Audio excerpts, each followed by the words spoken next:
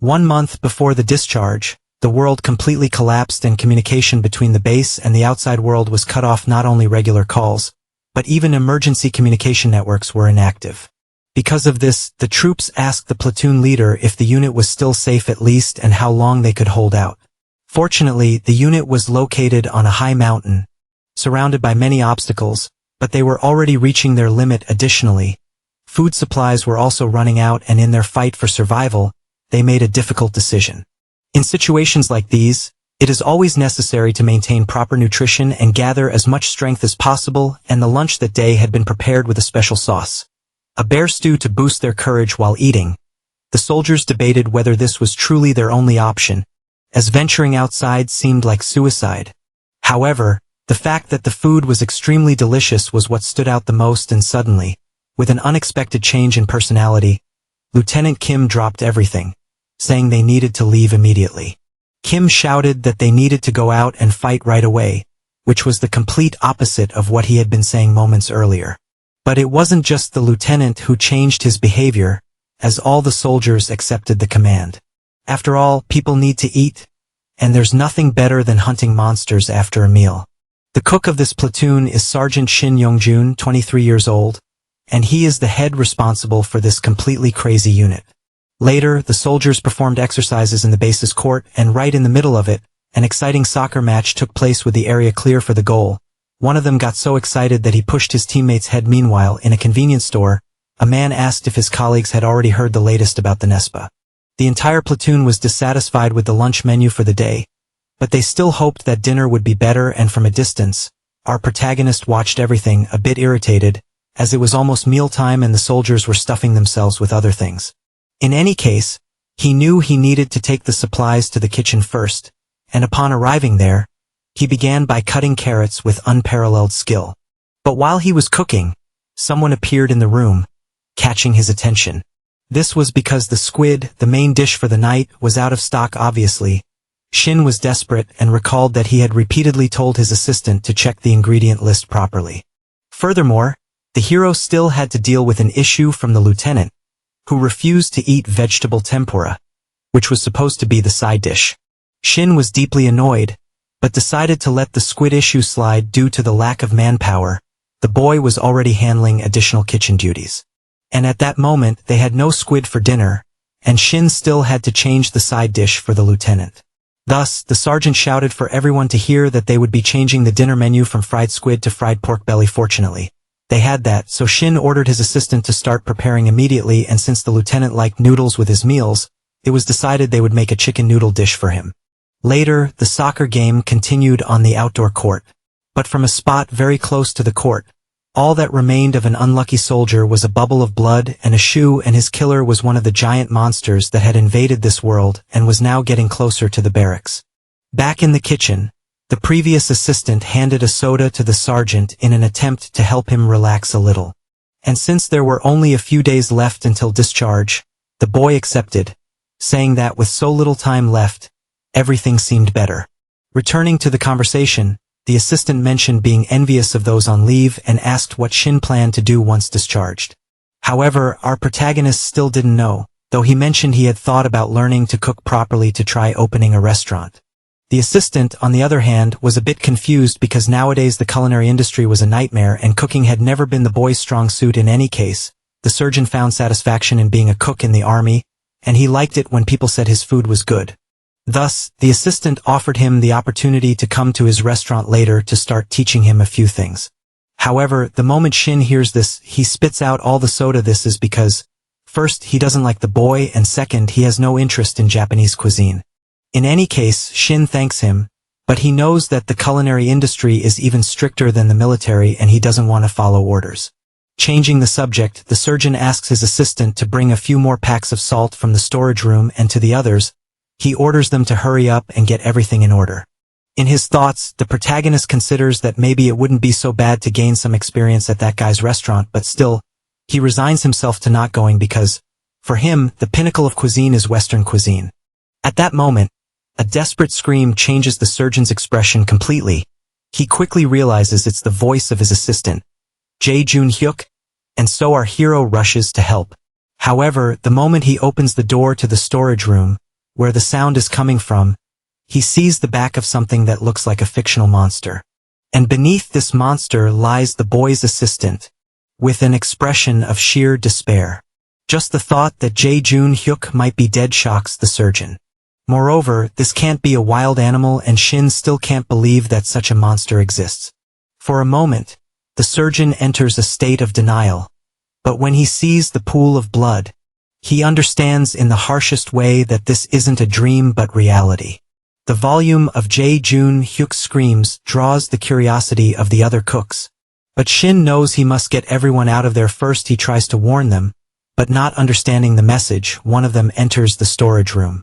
Carelessly, he ends up face to face with the monster, which is already ready for its second snack. When the man sees it, he screams in despair. As the group leader, Shin runs to try to make a difference this time. With great courage, he grabs a kitchen knife from the floor and throws it at the monster. But as expected, the impact does nothing to the beast, merely bouncing off its tough skin. Soon, the knife falls to the floor alongside the rookie, who gives up completely. The monster's attention then shifts entirely to the surgeon. The only one still trying to fight. Shin grows increasingly frustrated because nothing he tries seems to work, and now he has to deal with this enormous monster that in an instant charges with a frenzied attack.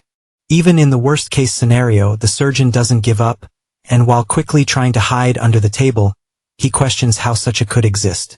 Fortunately, the monster isn't very intelligent and can't stop its charge, crashing straight into the wall, but this only makes it angrier than before. The cook from earlier shouts at the surgeon, asking what that thing is, but unfortunately, Shin knows as little as he does.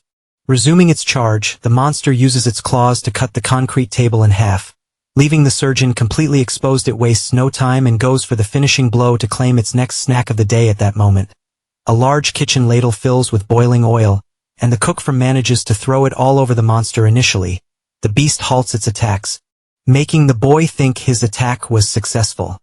He fills another ladle and quickly informs the surgeon of the monster's weakness to high temperatures. With great courage, the cook manages to buy a lot of time with his strategy, and Shin realizes that even though the shell is tough, the monster has a weakness. The hero decides he must warn the others as quickly as possible.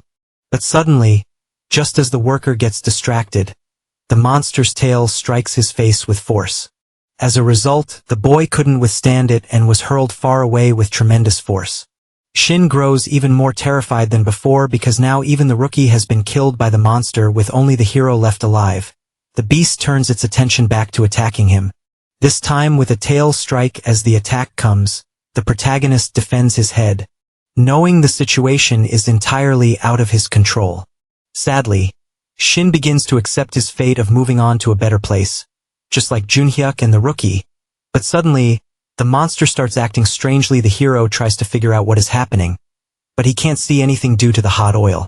However, he notices that the previously tough scales have turned red and cracked. Moreover, the monster's inner flesh is exposed, so Shin thinks it might be possible to fight back.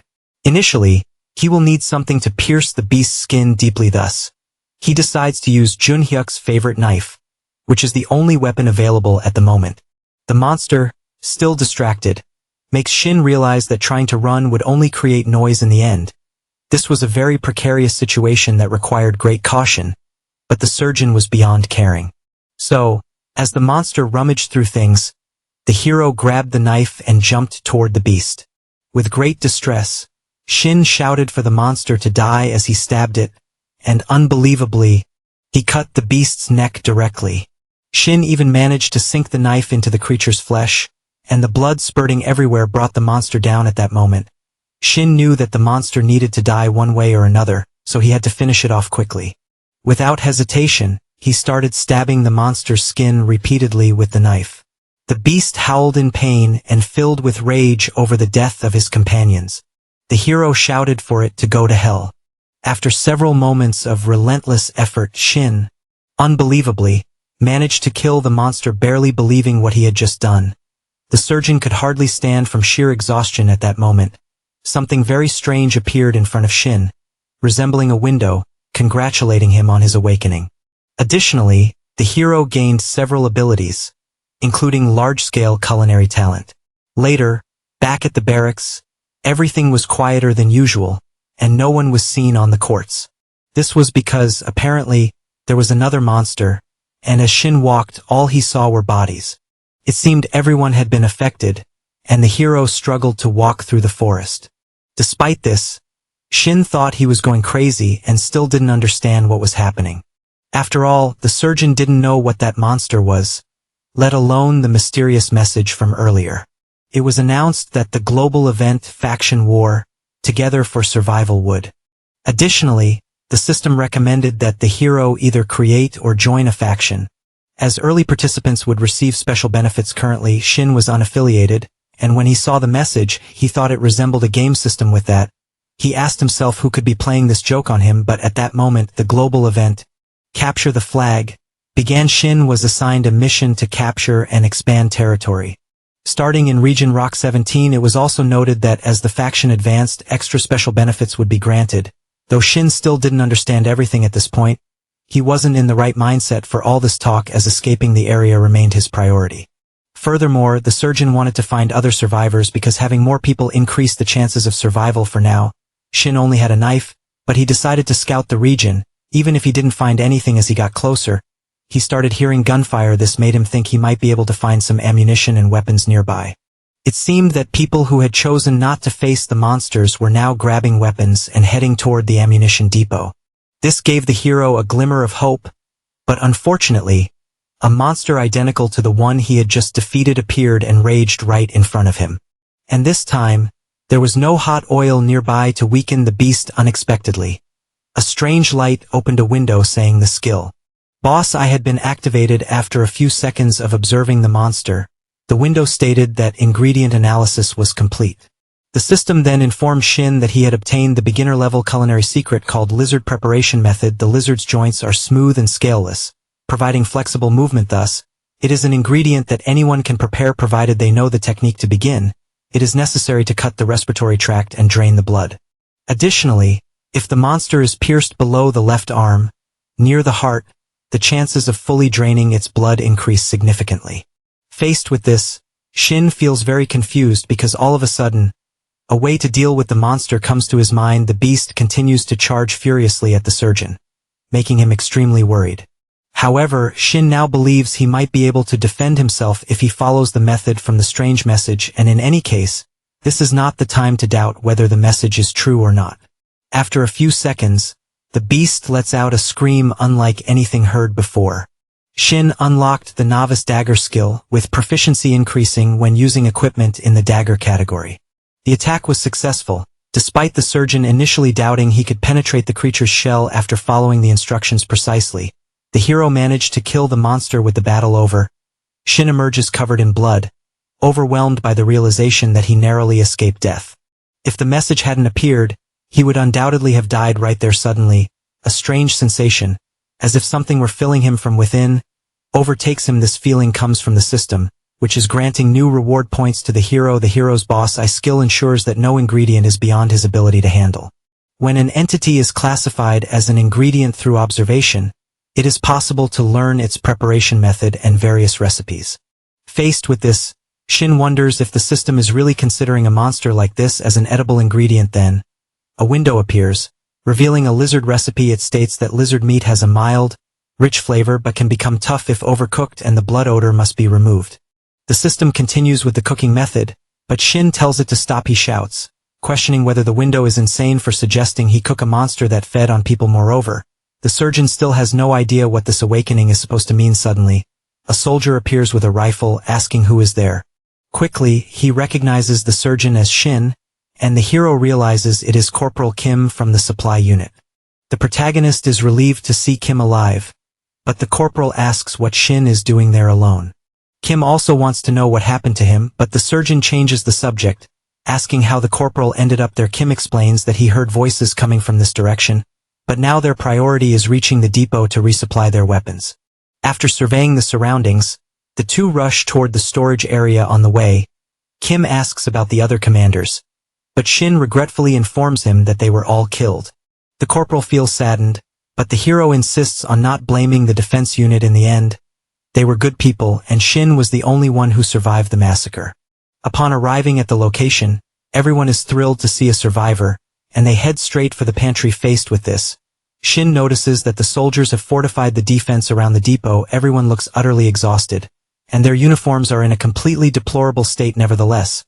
The surgeon remarks that being gathered together like this is already quite comforting at that moment. Shin receives the primate preparation method from the system, a beginner-level secret. Looking at the skill's content, the boy is utterly shocked. After thinking it over, Shin realizes the system is referring to his colleagues. The boy cannot comprehend what the skill is implying. Shifting focus, a soldier asks the surgeon to come in and file a report, making Shin realize that the window can only be seen by him inside the depot. Lieutenant Kim Hyeksik comments that they are all in dire straits.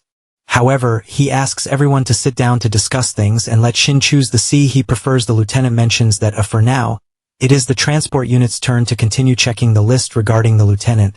The hero considers him a low-ranking, dirty, and greedy officer. Comments like, I can't eat this or I'll eat something else later were routine for their cook. However, he always came back at the hardest moments, regretful, begging for a dish to be prepared on the spot.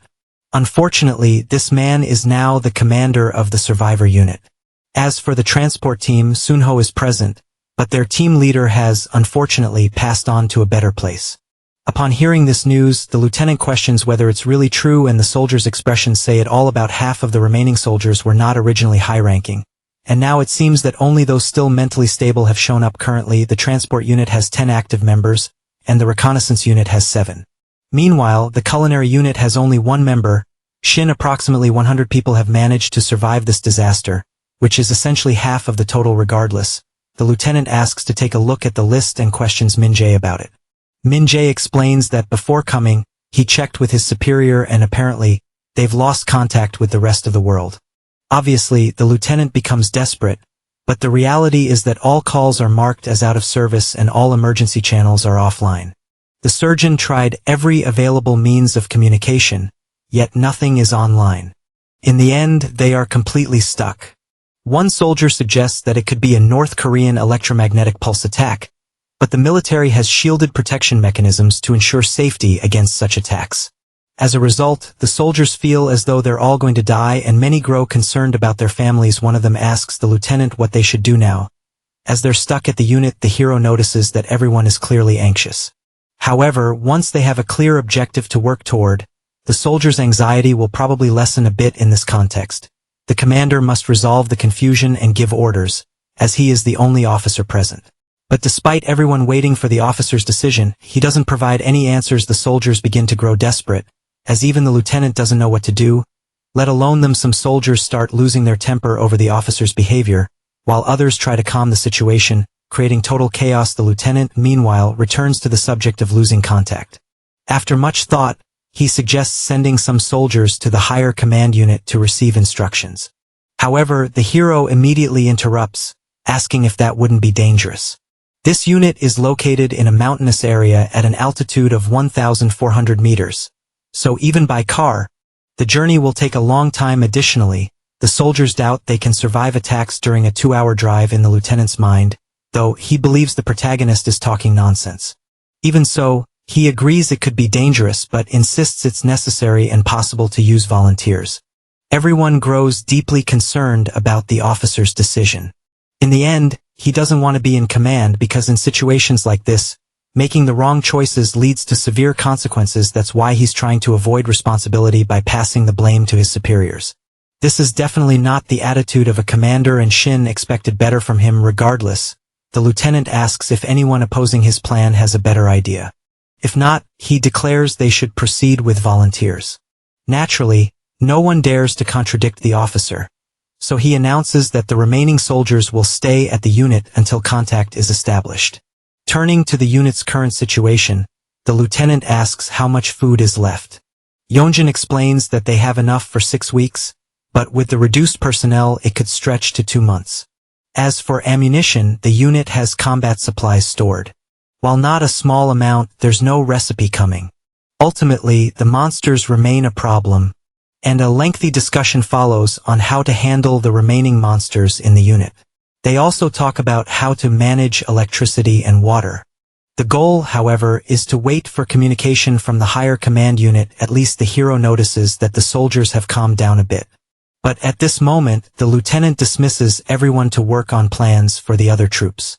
The protagonist feels outraged because the most critical matter is being ignored, so he asks if the subject of awakening won't be addressed, but the lieutenant doesn't fully understand.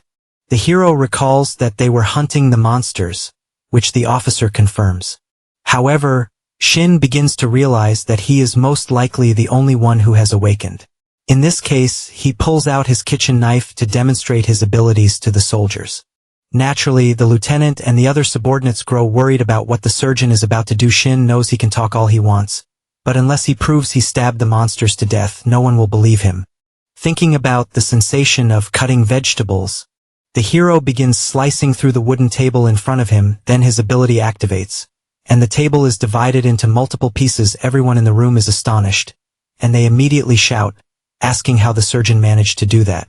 Shin explains that after killing a monster that entered the kitchen, he awakened and started being able to do things like this. The lieutenant, however, is the most skeptical, but the hero insists he didn't believe it at first either. Initially, it was hard for Shin to understand how he survived, but now this situation is so dire that he knows he could die at any moment. The number of monsters is also unknown, and there were only 3 days left until his leave.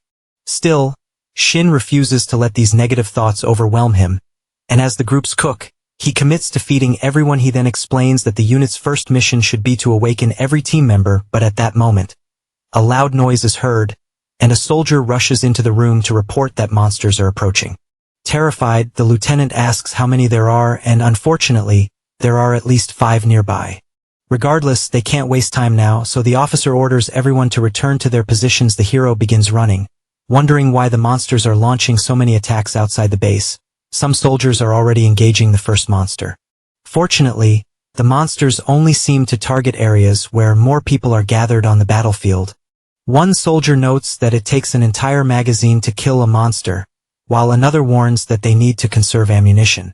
At least shooting still inflicts significant damage on the beasts. It takes 20-30 bullets per monster, and Shin knows they won't last much longer at this rate. Although they still have a decent amount of ammunition stored, the unit will soon reach its limit.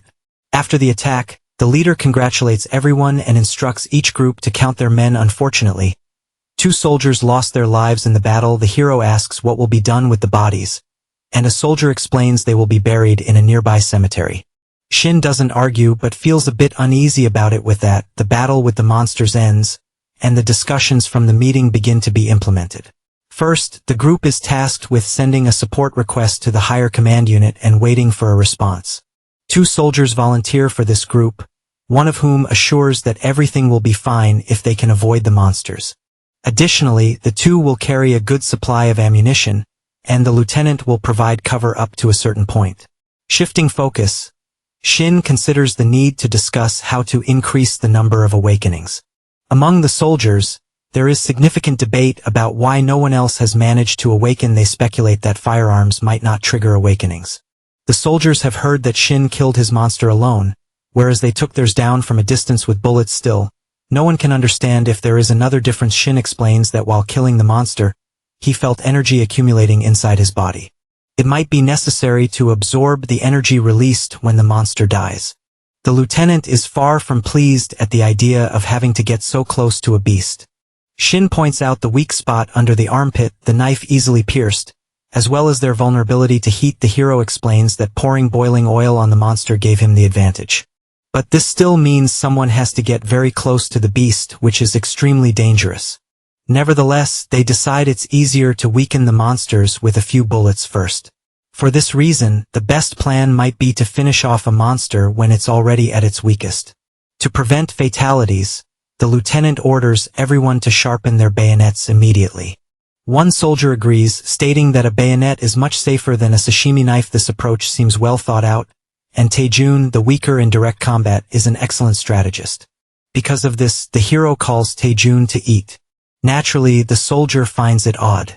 But Shin explains that it's better to eat before facing the monsters. Even if no one is hungry now, they soon will be. In any case, lunch is over and it's time to prepare dinner. Shin asks the lieutenant for permission. The lieutenant agrees and assigns 2 soldiers to help with meal preparation. Meanwhile, the team tasked with contacting the base is drawing closer to their destination. Back in the kitchen, Shin is astonished at how easy cooking has become for him initially. He was worried about cooking alone, but now his culinary skill has improved far beyond normal.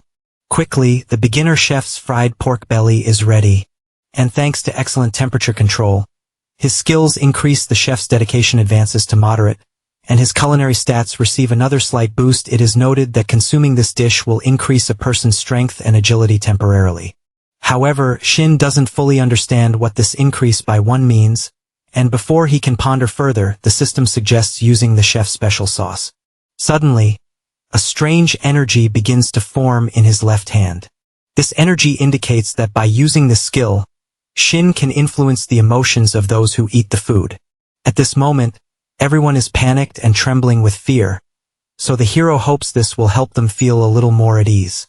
After adding the special skill, Shin is filled with excitement to serve his dish right away. In the cafeteria line, soldiers ask if they can have more than one serving. Shin tells them they can eat as much as they want. Still, the hero is unsure if his skill is actually having any effect. After all, it's not like the dish will instantly build muscle or shake their bodies naturally. It's impossible to tell just by looking, but perhaps the skill is already working. After eating, one of the soldiers comes over to thank the surgeon for the food. Two others join in, expressing gratitude because they feel much more refreshed after the meal. The soldiers ask if they can have more, and Shin eagerly tells them yes, though uncertain about the stats. He thinks that if the skill helps with emotional regulation, it could be a valuable ability. At that moment, another attack on the base is heard from the cafeteria. Unfortunately, the soldiers don't even have time to rest during mealtime. Even at night, everyone rushes toward the barracks, where the sound is coming from. When they arrive, the gunfire stops and Shin begins to wonder if everything is truly okay. Quickly, the soldiers start inspecting the area. Shin steps into the crowd and asks what's going on. Before anyone can respond, he notices Taijun among them. He immediately asks Taijun what just happened. The soldiers explain that they saw a monster and are following the hero's instructions. Two restrained monsters remain alive. One soldier steps forward to finish the monster and attempt his awakening. Earlier in the meeting, Shin suggested they should be the first to awaken because others wouldn't be convinced without witnessing the abilities firsthand. This way, it's better to demonstrate rather than make a spectacle every time. Back at the barracks, the soldier finishes off the monster with his bayonet. He successfully awakens as a novice mage with an electric affinity and a thunder ability. Naturally, the soldier is startled when a window suddenly appears before him as everyone tries to grasp what's happening. Shin asks if he can see the window. After some thought, the soldier's frightened expression shifts to one of pride. He displays his ability while confirming everything the hero said. With the experiment a success, the hero is thrilled to see the boy's newfound power. Shin finds it incredible, though it seems others aren't easily convinced. The hero asks him about his profession and Hyung reveals he is a novice mage with beginner electric affinity. He explains that his ability is called Thunder, and Shin is amazed to learn that a mage class exists. This revelation suggests that one's profession is determined by their talents. Hyung's ability gained by killing a monster up close solidifies this understanding, even if not everyone believes it at first. Nonetheless, Taijun is next and will demonstrate to everyone, so Shin advises him to be careful. He also urges everyone to pay close attention to what's about to happen. However, upon arrival, the situation seems far more terrifying. The fact that the monster is still able to move only makes things worse. Anyway, Taijun internally commands the beast to stay still, determined to end it within a minute.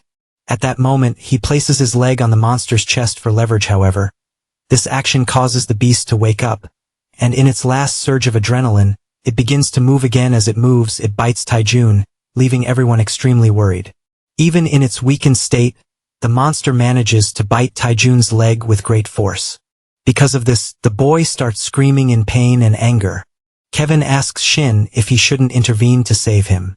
Another soldier offers to shoot, but Shin firmly denies the help, insisting that Taijun must kill the monster himself. Shin shouts at Taijun, demanding to know why he's standing there frozen. Turning all of his fear into anger, Taijun yells that he won't let the monster live. His eyes fill with a strange energy, and he finishes off the beast from a distance. Everyone is shocked by this, and despite being injured, Taijun manages to survive. As he closes his eyes and reopens them, a cistern window congratulates him on his awakening as a novice astronomer. Meanwhile, Shin orders a medic to come as quickly as possible, though they only have a physiotherapist. Shin notes it's better than nothing. In pain, Taijun mentions that he also has a cistern window, which makes Shin both happy and concerned as Shin supports him. Taijun remarks that for a monster, its bite wasn't all that strong. In the end, his leg wasn't torn off, so Shin yells for everyone to stay alert and prepare to move once the medic arrives. With that, the commotion ends and both soldiers successfully awaken. Slowly, a force capable of fighting monsters without bullets begins to form within the army. The problem arises when soldiers in the field spread the process of awakening, causing chaos at the ammunition depot. Even so, there are still some higher-ranking officers who refuse to attempt awakening. Hyun, frustrated, yells that he and Taijun were also scared before awakening, and that this fear is natural. But as officers, they should set an example, and Hyun is furious at their cowardice. One soldier admits he can't bring himself to kill a monster up close yet. This is because there are no guarantees that accidents like Taijun's or worse won't happen.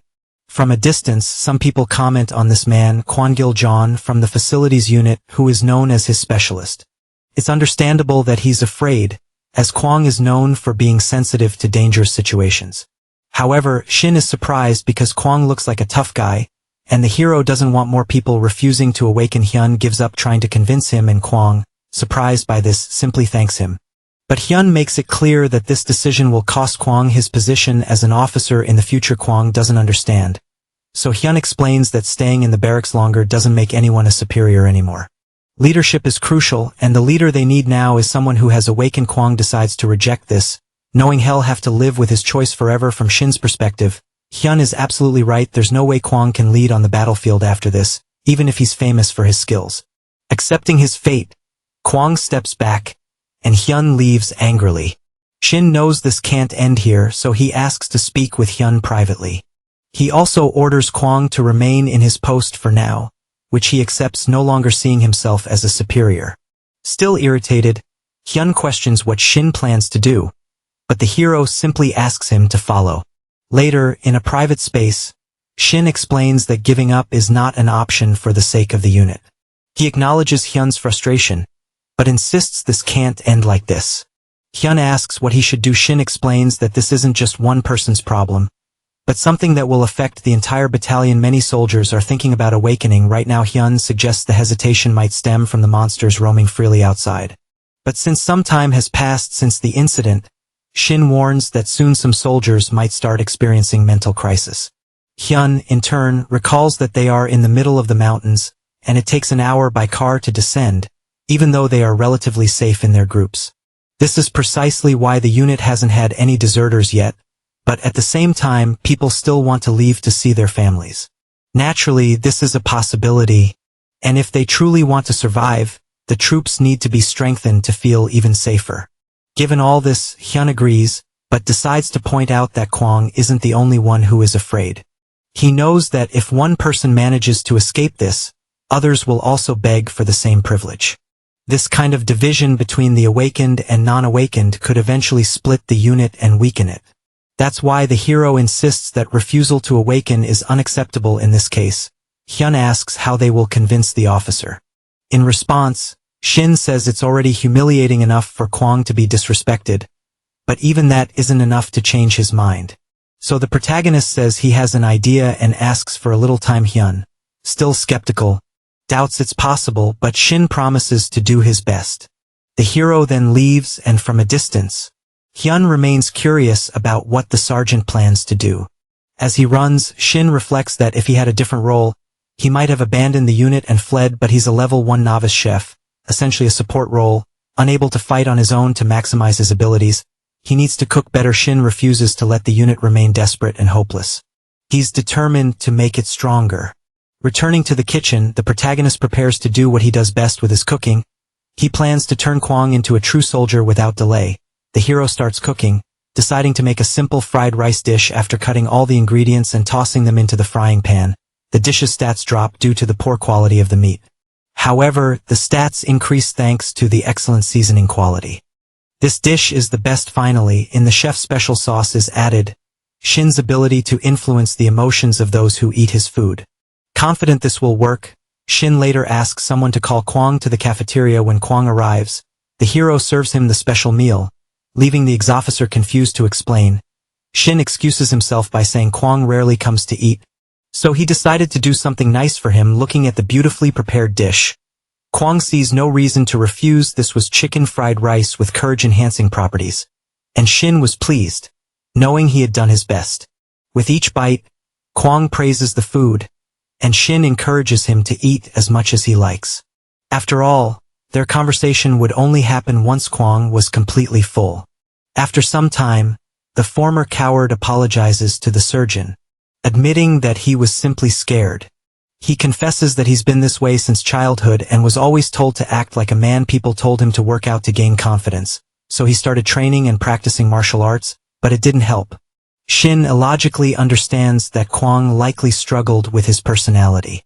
Continuing his confession, Kwang explains that he always took on extra tasks to avoid being a burden to others. He thought he was lucky because people genuinely recognized his efforts, but he never imagined something like this would happen. Unlike him, however, Kwang acknowledges that Shin fought a monster. Even after witnessing his comrades being killed, the hero doesn't pretend to be unshaken and admits that he was scared too. However, he knew that if they did nothing, everyone would just become food for the monsters. In Shin's case, he mustered all the courage. He had to avenge his comrades. It only lasted for a brief moment, but the hero's survival instinct drove him forward. Moreover, Shin is in his prime and doesn't think it's fair to die like this. The protagonist still dreams of leaving the barracks and opening a restaurant even under these dire circumstances. The boy understands that everything so far has required immense courage on his part, but he wants to survive with everyone, and the veterans feel the same way with this. Kwang is filled with confidence and shouts that he wants to do what needs to be done as well. Shin, in turn, begins to think the food's effect must have worked because the officer's demeanor seems entirely different. Without hesitation, Kwang, with those same confident eyes, asks to be the next one to finish off a monster. Later, at the barracks, the officer punches the monster in the stomach and shouts for no one to help him.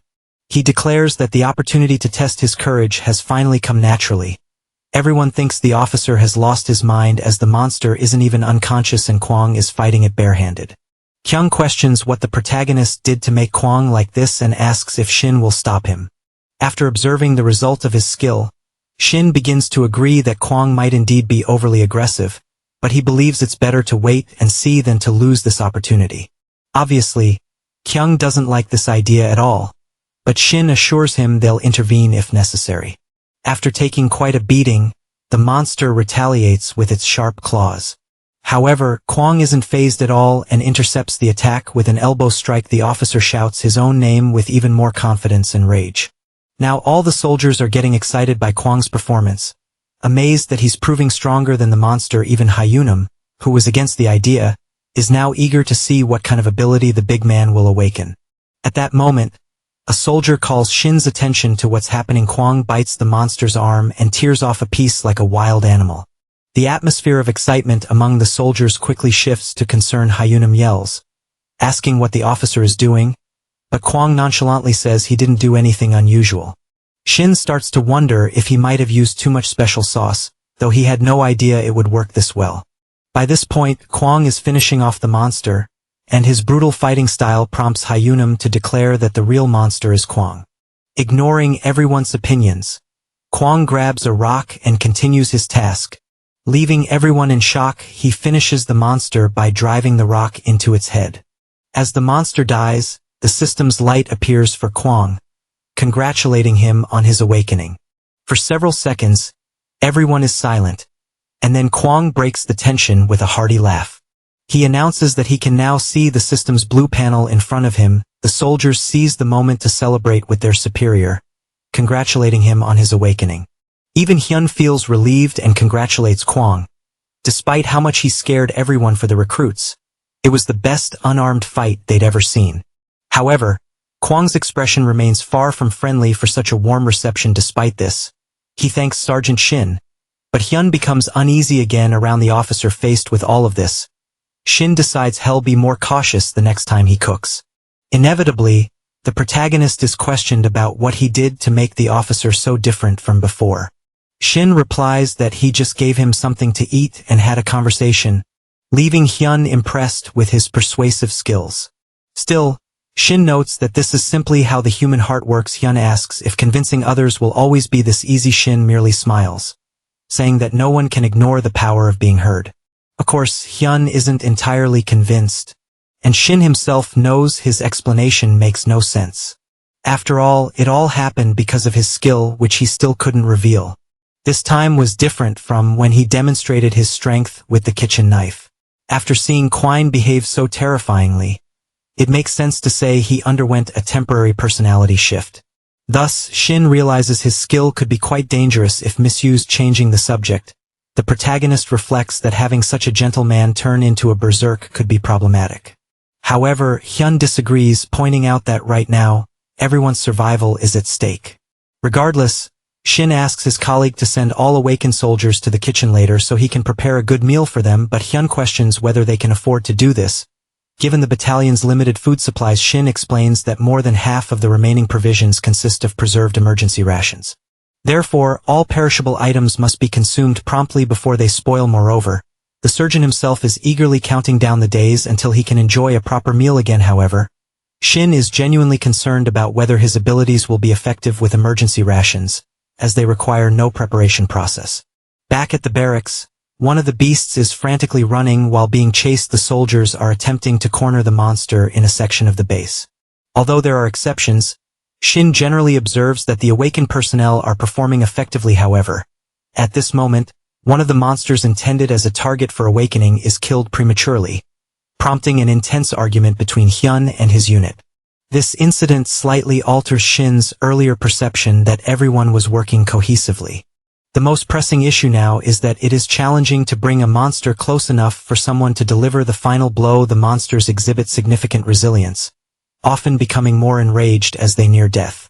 In this context, the awakening process must be executed with precision, and the brigade cannot afford to rush. Later, word spreads among the soldiers that Shin has successfully restrained one of the monsters. Hyun is visibly excited, pleased that someone is finally handling the process correctly. Upon arrival, the soldiers find that the surgeon has indeed prepared the ideal setup for an awakening. Hyun notes that they now only need someone to finish off the restrained monster. As the next individual on list for awakening, Mr. Hyuk from the transport unit, is summoned without hesitation. Hyuk accepts the order from his superior. Hyun asks if Hyuk feels confident and advises him to target the monster's armpit for a clean kill. Having trained extensively for this moment, Hyuk delivers a single decisive blow that kills the beast instantly. At that moment, the familiar blue system panel appears before him, and he excitedly announces that he has awakened as a sharpshooter. This brings the number of awakened soldiers to 5, prompting Shin to inquire if Hyuk's class is similar to that of a sniper. At this juncture, several other system windows appear, causing Hyuk visible concern. He promptly informs the surgeon about the messages and mentions a strange phrase he just encountered. The phrase pertains to the formation of a faction, which has now appeared to all the awakened individuals, with 5 being the minimum required to form a group. The hero has now established the first faction in Region Rock 17. However, Shin admits he still does not fully understand the implications of these messages. When Hyuk achieved his awakening, the same system notification was sent to all players. Additionally, a congratulatory achievement appeared, commending them for forming a faction faster than most. Due to securing 3rd place, they were awarded a bonus of 10 growth elixirs. These elixirs temporarily enhance experience gained by 500. Returning to reality, the soldiers ask about the next course of action, prompting Shin to call for a meeting with all awakened individuals. During the emergency meeting, Hyuk comments that the situation increasingly resembles a game. Hyuk agrees that the condition for forming a group seems to require 5 awakened members. Shin reflects on the earlier message, reasoning that if its claims are accurate, using the elixirs could expedite their progress significantly. However, Kwang expresses concern that their faction rank 3rd instead of 2nd or 1st. This realization raises the likelihood of other monsters existing outside their region, reigniting discussions about the safety of their families. Given the dire condition of the soldiers, it is difficult to imagine the state of affairs elsewhere. At this point, most of their families have likely been decimated by the monsters. Shin advises against dwelling on such pessimistic thoughts while he shares their concerns about the outside world. the group's immediate safety must remain the priority. Hyuk attempts to argue, but Shin interrupts, reminding everyone that they are ahead in this game and must focus on maintaining their lead. Reluctantly, Hyun agrees with the hero, acknowledging that survival is paramount if they hope to eventually locate and rescue their families nevertheless. Kwang points out that although 100 soldiers have survived, the faction itself comprises only 5 members. This makes the soldiers think that only the awakened matter, and Shin reflects that the boy isn't wrong now that the world has changed so suddenly. If someone isn't awakened, they barely count as a human being. By the way, Hyun recalls that Hyuk gained the sharpshooter class and comments that it must have been granted due to the boy's innate skills. Regarding the class trait, he explains that both accuracy and firing power are enhanced during a shot. Kwang is impressed but also concerned about what will happen when they run out of ammunition. However, Hyuk smiles, telling the officer not to worry about that. After all, if a regular soldier needs 10 shots to kill a beast, he only needs 2. Hearing this, Shin feels quite happy because with this skill they'll be able to defeat monsters much more efficiently. Now Hyuk is tasked with mastering monster control, and unfortunately, this is the only piece of good news. Shin feels relieved that the unit can relax a little more than usual. But there's still no time to sit back in despair because survival requires progress. Naturally, the soldiers need to continue awakening others, and fortunately, most of them are willing to try. However, some still refuse and tremble with fear. When that happens, the hero intervenes, and within a few minutes, the soldiers' personalities change completely. Each time this happens, Hyun grows more suspicious because all the soldiers exhibit the same impulsive behavior. Eventually, Hyun reaches his breaking point and decides to confront Shin. Frustrated, Hyun yells, accusing the hero of hiding something, as every soldier who speaks with him comes back different. Hyun isn't wrong in realizing he's been found out. Shin admits everything, explaining it's for the good of the battalion. Thankfully, Hyun understands and focuses on awakening the troops while the hero continues cooking. While cooking, the system suddenly appears, showing Shin a total of 82 accumulated points. Shin speculates that points are earned either by hunting monsters or cooking well. Typically, in games, points are used to purchase items in a shop, so the boy assumes there must be a similar feature here. After exploring for a while, the hero indeed finds and opens the system's point shop. This confirms his theory, and he eagerly takes a look. Among the available items are a combat axe, a knife, and rye bread. Most of the items are combat-related, and the only thing Shin can use at the moment is the rye bread. Additionally, there are potions that increase specific stats, but they are very expensive. Thus, the protagonist decides to revisit the shop later as these potions seem important. At this moment, the hero is using the chef's special sauce, boss eye, and novice dagger proficiency. The last skill allows him to naturally master combat stances using a dagger, and training with Kwang has left him quite satisfied. So far, Shin hasn't tried fighting with fists or swords, but at least he's skilled with a kitchen knife still. He wonders how powerful a master-level skill would be if his is only at the novice level.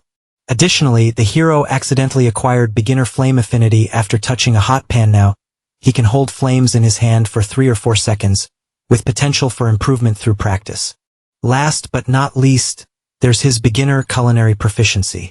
In a conversation with Hyung, Shin explained that the meals had an energizing taste and that his stats had increased. Although no one else seemed to notice, this likely happened because regular soldiers don't yet have a status window. Moreover, the effects of the meals don't appear as system messages. If the system commented on the meal's effects, it would immediately expose the one responsible. In any case, the hero asks Hyung how he feels, and Hyung explains that he feels much stronger, with his strength having increased by 30. This confirms to the protagonist that the buffs are working. If Konami's telling the truth, Shin's abilities are definitely above average. Still, he is pondering how to provide the same boost to the entire battalion. At that moment, a desperate soldier bursts in, demanding the surgeon's presence. The soldier, panting heavily, explains that a new type of monster has appeared above the armament depot. However, this monster is entirely different from the armored lizards they've seen before. When they reach the top of the barracks, the soldier introduces himself and Hyung immediately asks where the monster is. The soldier explains that he was monitoring the area when something he had never seen before caught his attention. Its appearance is completely unlike anything they've encountered so far, so the boy hands binoculars to the officer. From Shin's perspective, the soldier looks visibly shaken, and when the location is indicated, both officers start searching for the monster. Kim asks the hero if he sees anything, but Shin replies that he doesn't, until he spots something very unusual. After searching for a while, Shin finally sees the different monster among the ones. As soon as their eyes meet, Shin becomes worried because the beast is heading straight for the barracks. This beast is said to be as tall as 3 meters and is accompanied by others, potentially serving as their leader. The hero agrees that the situation is odd because lizards typically attack in groups of no more than 2. It's clear this larger one came from elsewhere, and with 20 smaller ones alongside it, the danger is immense. Hyung states that they'll need a lot of bullets, but that's definitely not the biggest concern. The battalion is outnumbered, but they know the monster's weaknesses still. Something feels very wrong about this situation. Getting to the point, the hero asks when the beast appeared, and the soldier explains it was earlier that morning. So far, the beast's behavior hasn't been abnormal. It has remained near the perimeter. Hyung suggests that the monsters might be scared, and Shin struggles to understand why they haven't attacked despite their large numbers. After some thought, the hero concludes that the monsters must be waiting for an opening. Shin explains that the monsters know a regular net won't work, which is why they're stationed around the base. This revelation leaves the 2 awakened soldiers quite alarmed, and Hyung asks if these beasts are truly intelligent. The hero recalls that wolves are already very intelligent, and these Bechtel beasts are likely even smarter. Kwang agrees with Shin and suggests attacking first, which obviously shocks everyone. But Shin quickly dismisses the idea, pointing out that their advantage lies in staying inside the base. In fact, they can't afford to leave. The priority is to monitor the monster's movements and formulate a strategy.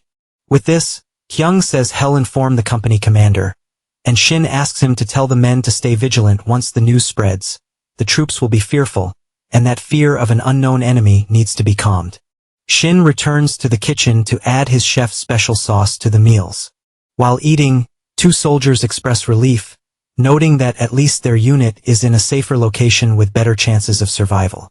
The hero finishes preparing a few special dishes, including kimchi octopus. One soldier comments that the situation was scary at first, but now that he's accustomed to it, he feels more relaxed. In addition to the octopus dish, Shin also prepares pork with vegetables. Returning to the earlier soldier, he mentions his worry about his family, but believes that since he survived, they might have too. Somehow, the soldier's morale remains high, ensuring the defense doesn't falter. The total number of awakened individuals is now about 20, nearly half the entire battalion. Later, the hero remarks that nothing has changed yet, and the earlier soldier confirms that the beast hasn't left the perimeter. However, the number of monsters has now doubled compared to when they were first spotted. The soldier expresses concern that the numbers might keep increasing, but Shin reminds him that the number of awakened soldiers has also grown. Among the 23 are elite sharpshooters capable of hitting precise targets, even from afar. Despite their subpar rifles, Shin believes that if they counterattack, they won't lose, and as they continue creating awakened individuals, things will only get easier. At the depot, the hero realizes they'll have to start using the emergency rations next week, and that at least half the people will be awakened by then. At this moment, the troops would be running in panic if not for the buffs from the meals. Shin begins jotting down some items he needs for the depot. Suddenly, he hears a noise and the lights in the hall go out due to a power failure. Naturally, the hero is alarmed because the maintenance team assured him the generators were functioning properly. He immediately wonders if this outage has affected the entire base. Quickly, Shin suspects that this might be a planned move by the monsters. If that's the case, they're in serious trouble. Wasting no time, the protagonist rushes out, knowing the base is now in grave danger. Initially, Shin thought a sharpshooter could handle the situation, but everything changes when there's no line of sight. Without the power generator, the sharpshooters become completely ineffective. In another area of the base, the lieutenant orders everyone to their positions and the sharpshooters to the roof. The rest of the awakened are instructed to focus on their designated tasks. A soldier reports that all troops are gathered at the ammunition depot, so the lieutenant orders the entrance sealed. The gates are quickly closed and locked.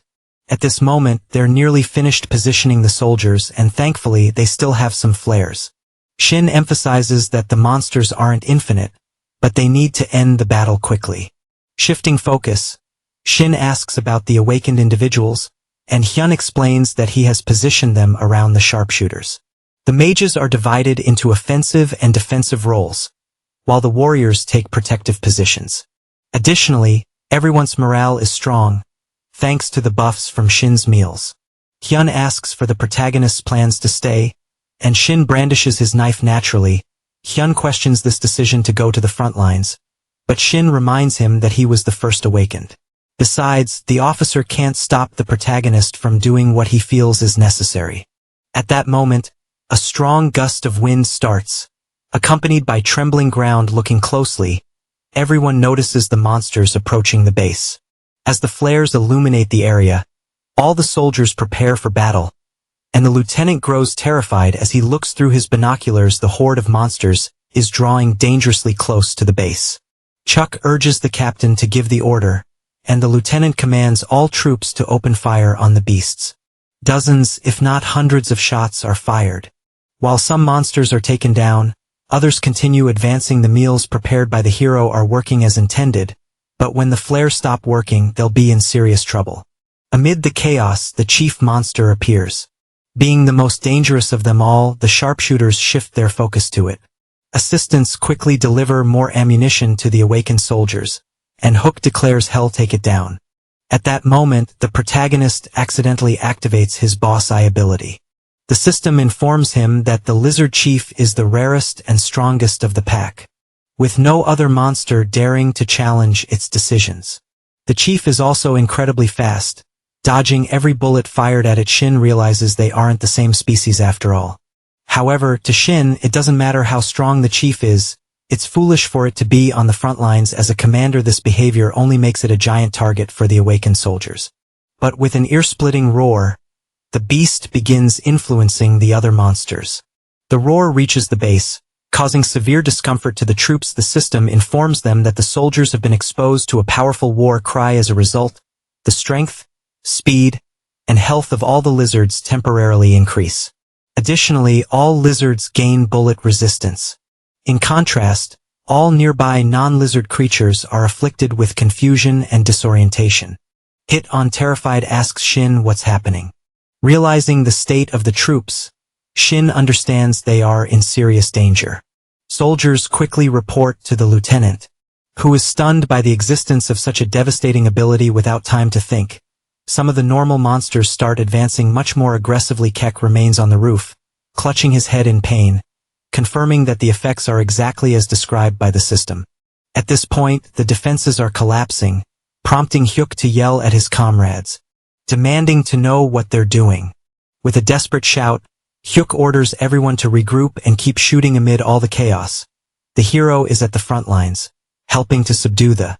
In his mind, Shin realizes the rate of fire has dropped significantly, likely due to the debuff from the chief monster. Bullets are no longer effective, so all remaining ammunition is distributed to the awakened soldiers. Kek questions why the monster didn't use this ability earlier. Shin recalls that the system message mentioned the effect was temporary, meaning the chief waited for the right moment. In the end, this beast was capable not only of intelligent thought, but also of devising a plan. Regardless, Shin tells Hyuk to gather all the awakened soldiers. For Shin, attacking from a distance no longer makes sense. Everyone needs to prepare for close combat. After explaining his plan, each awakened soldier is handed a special treat. Since no one understands yet, the hero decides to reveal the full truth. It's likely some of them have already guessed, but Shin's abilities can enhance those of others. He reminds them that everyone has experience eating something he prepared before their awakening. That's why the food now not only tastes better, but also provides special effects. To those who consume it, Shin explains he didn't know what the monsters would do, so he prepared treats with specific buffs for each individual. Hyuk reassures everyone that if they follow their training, the unit has a chance to succeed. This way, the soldiers can secure the base and ensure the group's survival. At this point, the entire battalion has been reinforced and Kwang is tasked with handling the chief monster. After eating his high-quality treat, Kwang doesn't hesitate for a moment to accept the responsibility. Back on the rooftop, Kek again questions what everyone is doing, stating he can no longer hold off the advancing monsters. Meanwhile, on the ground level of the barracks, the awakened soldiers are gearing up for the beast's charge. The increased attack effect takes hold as all the monsters leap over the unit's barricades. The lieutenant panics, but the awakened soldiers are ready for combat. With a single punch, Kwang sends one of the monsters flying. Even when attacked by another, he doesn't get cornered, and as everyone fights simultaneously, a massive clash erupts. During the battle, Hyung issues commands, instructing the soldiers not to scatter. However, one of the awakened is pushed into a corner. Just as the monster is about to finish him off, Shin appears with his kitchen knife. With a single slash, he takes down the monster, causing trouble naturally. Shin must deal with the beasts as well, but the chief's buff has made the lizards incredibly strong. Shin knows he can't face them alone, not even if he were a high-level chef. However, after consuming a chocolate cookie of courage, he made himself Shin's stats skyrocket. All his attributes without exception are boosted for an entire day, and the chef's special sauce adds a courage effect now. The normal lizards are no longer a threat, and the soldiers under the courage buff dominate the battlefield. Additionally, enemy stats and morale are reduced as the chief charges forward. The system notifies that this will unlock new traits for the allies. The first to feel these effects is Kwang, whose confusion debuffs are neutralized by the courage buff. Feeling reinvigorated, Kwang shouts for his comrades to follow him into an honorable battle. The monsters swarm toward the entrance, and all troops converge on the gate. Kwang leads the charge, fearlessly rushing toward the chief monster. When they meet, their powerful punches collide. From afar, Hyun laughs, exclaiming how incredible this feels. He asks Shin what he did to boost their stats so significantly. But Shin has no time to talk as he's busy taking down monsters. Nevertheless, Hyun declares that with these buffs, they've already surpassed the enemy in victory as only a matter of time. Shin, however, warns everyone not to let their guard down just yet. They need to hold off the lizards while Kwang takes down the leader. With this, the hero orders Hyun to provide long-range support. The two charge into battle. Another awakened soldier uses his shield ability for defense, while the sharpshooters continue firing. Hyun unleashes a thunder spear ability to attack, and the hero wields his kitchen cleaver. However, Shin quickly remembers Kwang, who is still alone in a direct confrontation with the chief. Although his strikes are effective, the monster's resilience far exceeds that of the others. Because of this, the beast wraps its tail around the officer's neck and throws him far away as it moves to finish him off. An awakened soldier appears to help. Soon after, another awakened joins in, and together they manage to bring the beast down with a daring maneuver.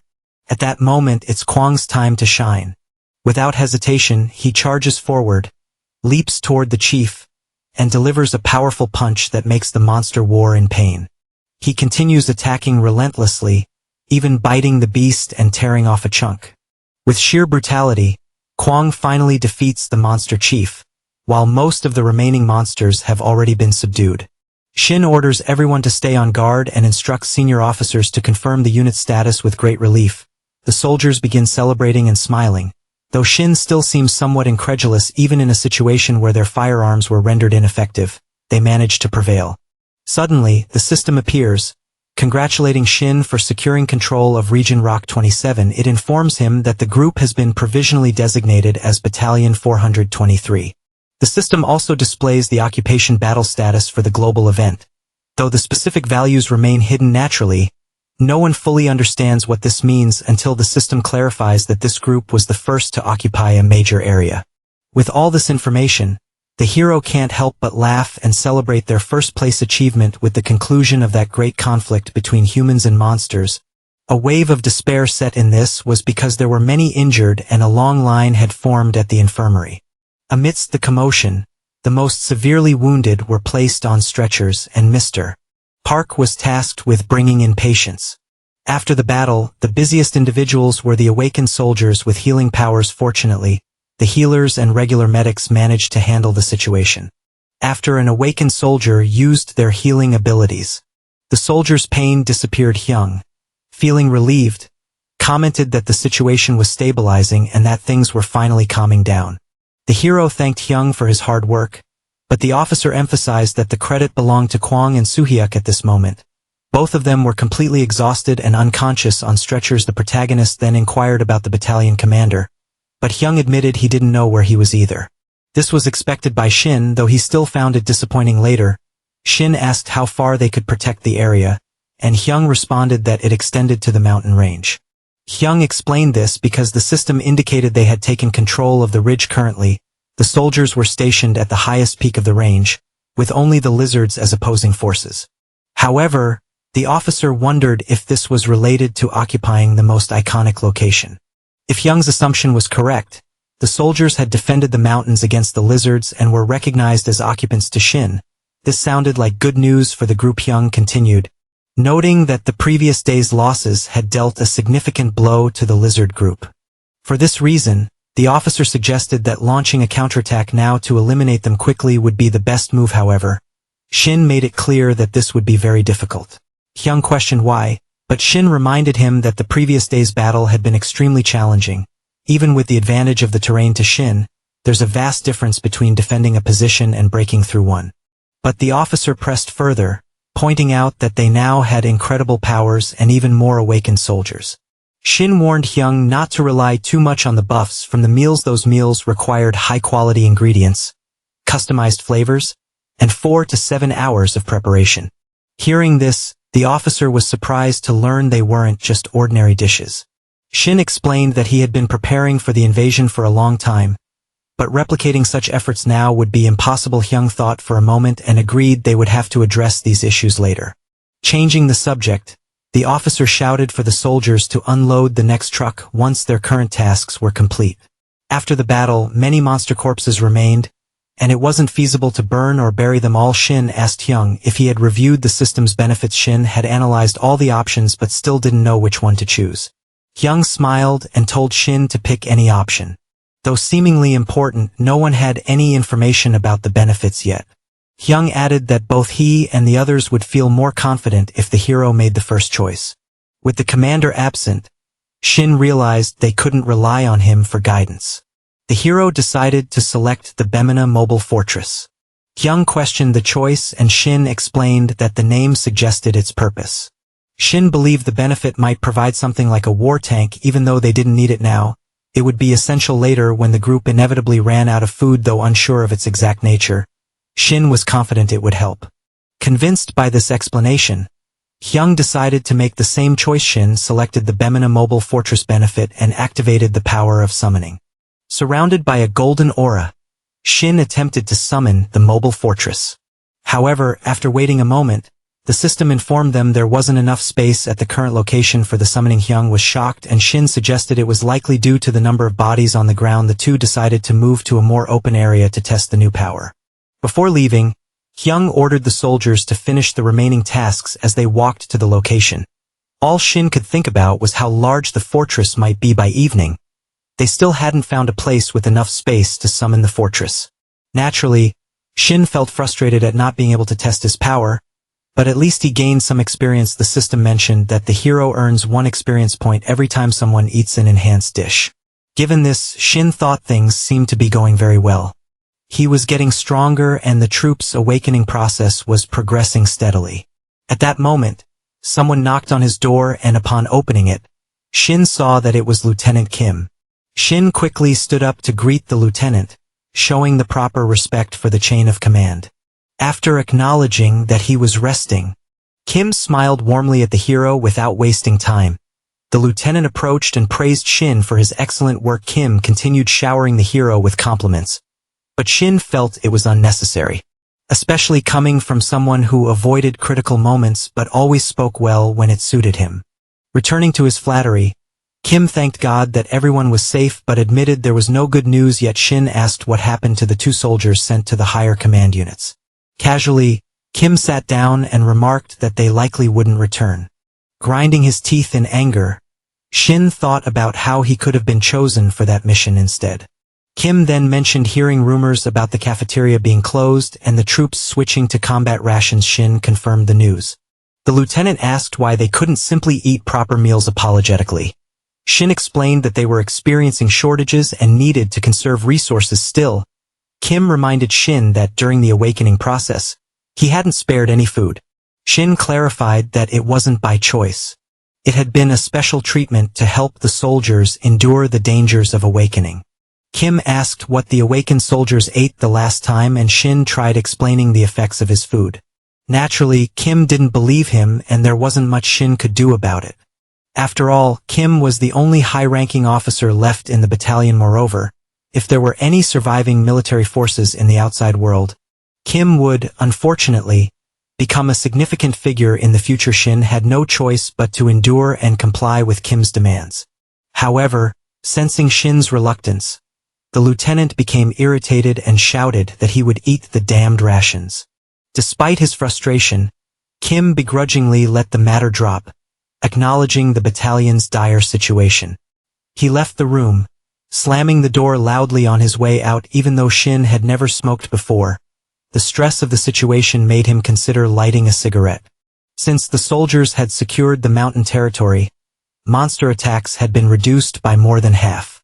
In the hospital, Shin recounted everything that had happened to Hyuk, who had been injured during his awakening. Though Hyuk had heard the story before, he thanked Shin for doing the hard work, but Shin reminded him that everyone had contributed. Changing the subject, Shin asked if there was any treatment for Hyuk's injured leg, but Hyuk said it was too late. Despite his injury, Hyuk was in good health, though walking remained a challenge. This didn't stop Shin from feeling guilty about what had happened. He thought that if he hadn't pushed Hyuk to awaken, things might have turned out differently. Noticing Shin's guilt, Hyuk reassured him that he held no resentment. If they hadn't pursued awakening so relentlessly, they would have been devoured by the monsters, and his injury was just part of the process. To the soldiers, Shin was the reason they were still standing, and Hyuk urged him not to shoulder all the guilt alone. The heartfelt speech moved Shin, and Hyuk invited him to step outside for some fresh air. Outside, Hyuk explained that his job was as an astronomer, which naturally, Shin didn't understand. Hyuk clarified that it involved reading constellations to predict certain events. Sometimes, it even allowed him to foresee the future through horoscopes or similar methods. In the end, the hero feels excited, understanding Hyuk's ability as a kind of human radar. Apparently, the skill has nothing to do with real combat, but it can detect danger before a confrontation. Because it's so useful for planning strategies, Hyuk decided to see the hero. Hyuk reveals that he's discovered two things, one of which is that the battalion will receive some visitors tomorrow. Shin immediately understands what this means, and Hyuk advises the cook to keep his claws hidden. The next morning, a group of people approaches, surprised to find a military base in the area. They shout, hoping there are soldiers present, and a mother expresses relief. Believing they can now survive without hesitation, the group runs toward the military base, which, for some unknown reason, has its gates open. Earlier that day, soldiers on the building's roof remarked that the visitors were about an hour away. On the morning of the 11th day since the attack, the hero and an officer spot a human climbing the mountain. Hyuk points out that the civilians are ignoring signs prohibiting entry into military zones. He asks what should be done, as they likely have nowhere else to go. Shin responds that the battalion will shelter them. Though Hyuk doesn't think it's the best decision, he doesn't argue before the visitors arrive. Shin wonders if these are the people Taijun mentioned an hour later. In the military base's courtyard, a soldier organizes the civilians, instructing them to calm down and form a single line. Another soldier walks around with a clipboard to register the civilians, and water is distributed among the refugees. After counting, Hyuk reports there are 25 civilians of various ages and genders. For now, Hyuk suggests moving the soldiers to the second floor to leave the third floor for the visitors. He also recommends increasing night patrols, to which Shin smiles, saying they'll start by cleaning the second floor. In the background, the lieutenant greets the soldier who handled the initial reception of the refugees. Shin asks if it's the commander, and Hyuk confirms. Noting that Kim is here to play the executive role, Kim introduces himself as the unit commander, and tries to reassure the civilians with comforting words. The civilians become slightly excited, having assumed the base only had ordinary soldiers. Changing the subject, the civilians ask about the troop situation and whether there's any food available. Kim shouts back that everything will be arranged as soon as the paperwork is completed. He orders the nearest soldier to handle it quickly. He unpulls Shin aside for a conversation. During introductions, Kim explains that the two are the highest-ranking officers after him and second in command. Without delay, Kim asks if there's enough room in the quarters for everyone. Hyuk confirms there is. Kim then assigns Hyuk to guide the civilians and oversee arrangements. He also mentions speaking with Hyuk later and requests that any problems be reported immediately. For the hero, with everyone starving, he's asked to add 25 extra portions to the meals. Though it's a stretch, neither of them can refuse. Increasing the meal count by a quarter is bound to strain resources. For the civilians, however, they now feel safe, crediting the lieutenant's management. Hyuk grows irritated by Kim's smug smile, but Shin calms him, reminding him that they have no choice but to comply when the soldiers tried to lead. No one listened now that Kim is in the base. Everyone follows him, showing how much the refugees respect ranks with sweet words and fake smiles. The civilians fall further under the charlatan's spell despite Kim being a poor officer. Hyuk admits he's skilled with words. Getting straight to the point, Shin heads to the cafeteria immediately, and Hyuk releases some soldiers to accompany him later. The refugees climb the building stairs to their new resting place. An elderly man complains about being on the third floor and having to climb so many steps. Kwang quickly explains that in an invasion, the first floor is the most dangerous, which is why civilians are housed higher up. Anyway, the elderly man continues complaining, saying he's uncomfortable there but others are just happy to be able to take a bath. They are informed there is no hot water, and though a girl complains, the civilians understand they're not in a hotel. Later, it's time to eat after sitting in the cafeteria and tasting Shin's food. Many compliments are heard. One even remarks they never thought steamed rice could taste so good. Shin is still a bit surprised at how suddenly everything happened, but he's glad they're enjoying it. However, he remains worried about ingredients since soon they'll have to rely on emergency rations at this rate. Everyone will run out of supplies in just over a month. Breaking his heavy thoughts, someone approaches to compliment the meal. Shin thanks them, but the blonde doesn't miss the opportunity to comment on the hero's talent and ask what he does for a living. The question feels odd to ask a soldier. Shin is about to say chef, but he holds back and claims to be a university student. The three thank him and leave, leaving Shin reflecting on the unexpected question about his occupation currently. Jobs aren't what they used to be. They've become much more exclusive. These professions appear in the status window, visible only to the awakened. If others had been asked, they would have likely responded with warrior or healer. Shin wonders if this is what Taijun was referring to earlier. While walking through the building, Hyang seems displeased, now burdened with not only dealing with monsters, but also caring for survivors outside the building. The soldier asks how things ended up in such chaos, while another laments not even being able to rest. The first soldier declares he can't take it anymore, and one mentions that the lieutenant has only made things worse. One soldier says he'd prefer the surgeons in charge, as they've proven far more competent than Kim. The others agree as a sense of camaraderie has already formed among them. Hyang overhears this conversation in the background. Later, soldiers personally voice their opinions about the lieutenant to the surgeon. Recalling Kim's cowardice, one mentions that Kim's high rank provides him with significant security, and there's nothing they can do about it. Still, another soldier insists they're fighting a war against monsters, and a commander like Kim will only hinder their efforts. The soldier then asks the surgeon's opinion. Though he doesn't respond, Hyang silently agrees with everything. Hyang has always felt uneasy around Kim, knowing the lieutenant wouldn't fight alongside the battalion. No one respects a commander who disappears on the battlefield. If this continues, troop morale and unity will crumble. Hyang resolves that something must be done about this situation as soon as possible. Later, everyone gathers on the roof of the military building, many confused about the secret meeting. Without delay, Hyang apologizes for calling everyone so late, but he explains he can't wait any longer. Seeing the discomfort on everyone's faces in the unit, getting straight to the point, Hyang announces he met with Lieutenant Kim, a statement that immediately captures everyone's attention. In the end, it was nothing significant.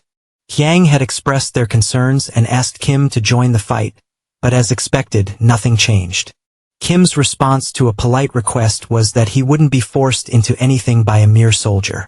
A heavy silence falls over the group. After a moment of reflection, everyone becomes outraged, concluding that Kim doesn't care about them.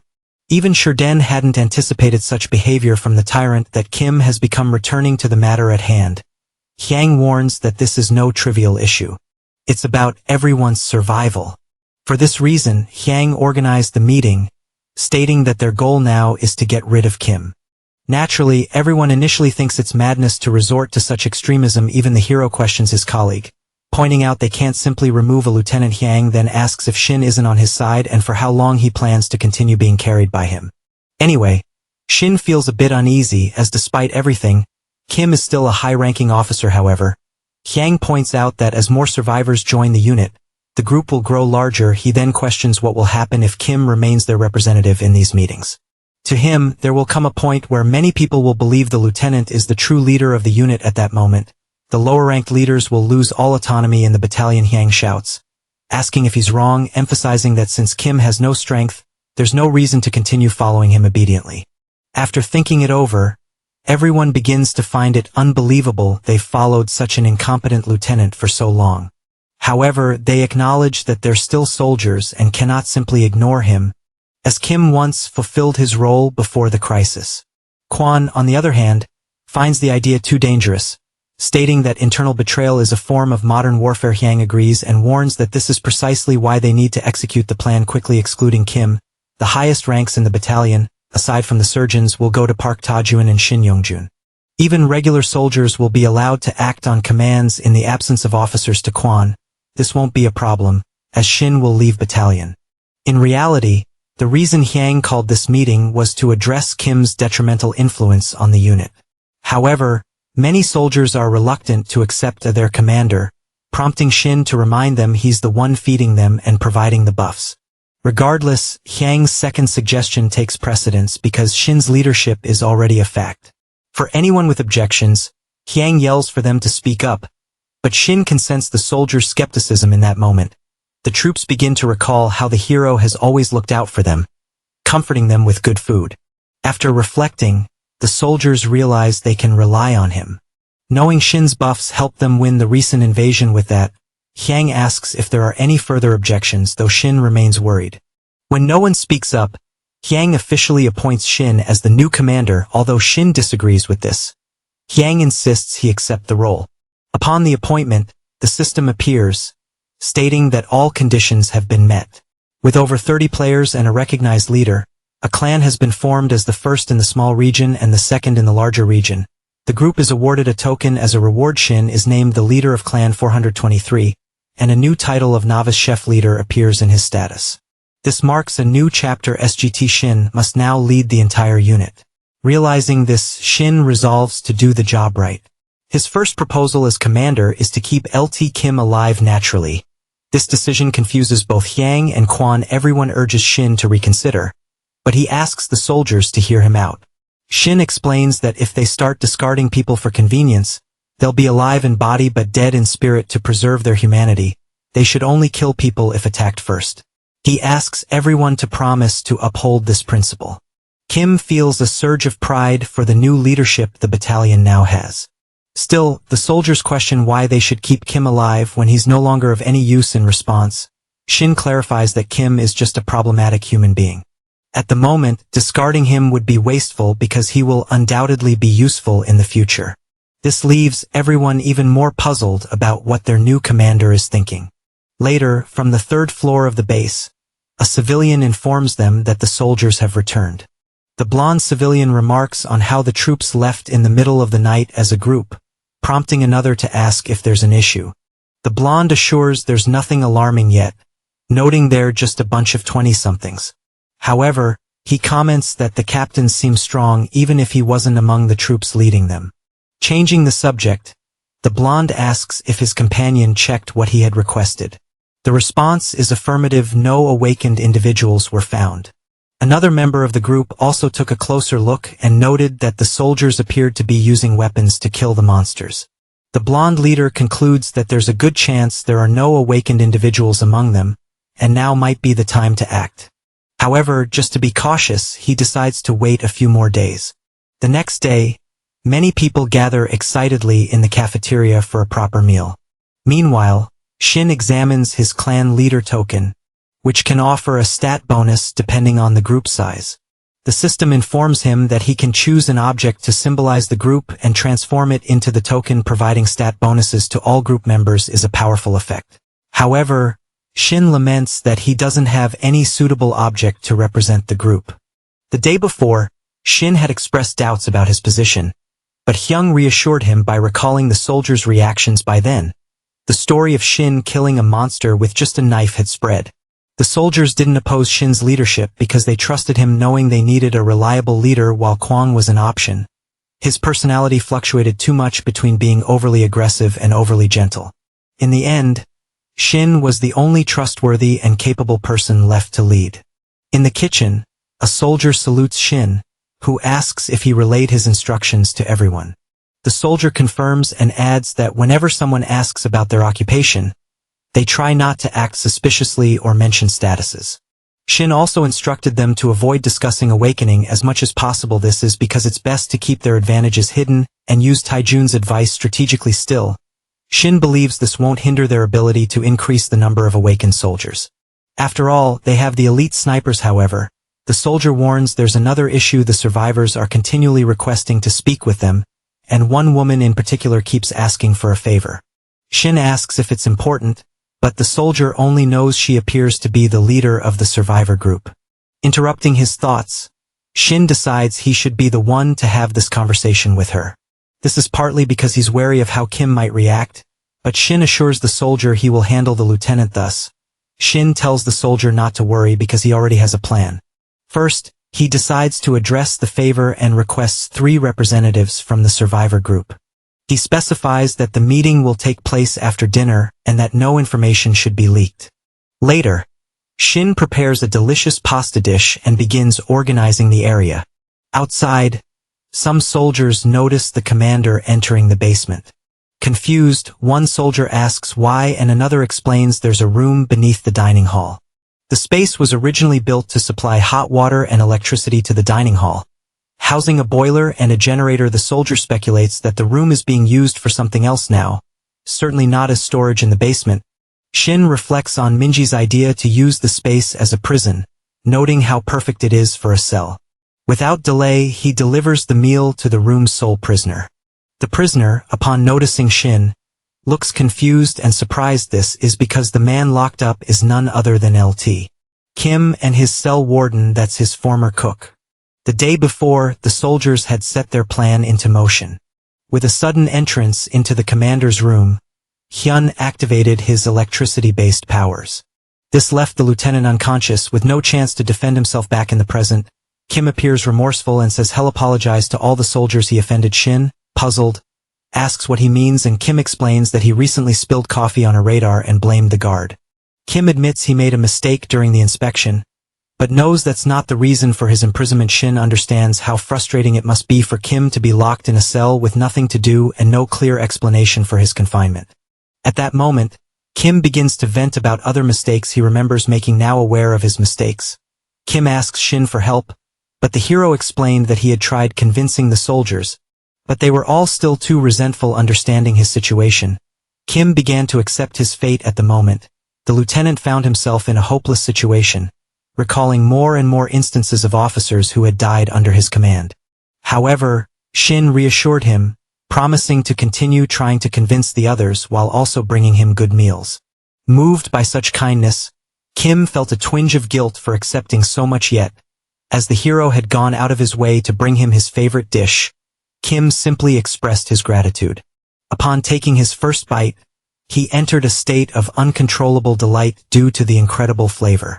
Tears streaming, can regain a small sense of happiness, feeling alive again. Shin thought it wasn't a bad idea to bring him the meal. He hoped the lieutenant could savor that moment of happiness. Days earlier, Hyung had questioned Shin's decision to cook lizard meat, and the hero explained it was due to the food shortage. Regardless, the surgeon asked if the meat was even edible, and Shin admitted he wasn't sure. However, with no better alternative as a food source, Shin began experimenting with new ingredients. He discovered that the taste and performance of his dishes improved when magic was incorporated. After completing a dish, Shin earned the title of Pioneer, awarded to those who paved new paths in their field. Since this title granted a 100 increase in skill effectiveness, Shin thought it was interesting to use it on a monster-based dish for the lieutenant. Later in the kitchen, Shin finished preparing rose lizard pasta infused with happiness. As it was the first time such a dish was made, Shin's experience increased. Back in the present, Kim remarked how it had been a long time since his last proper meal and that he felt amazing now. He reflected on this immense pleasure as he finished his meal. Meanwhile, Shin repeated the process multiple times, happy to feed the lieutenant every day. Even more so, he was pleased to make Kim's palate and brain addicted to his cooking. After a few days of repeating the routine, Shin stopped serving Happy Meals and switched to combat rations.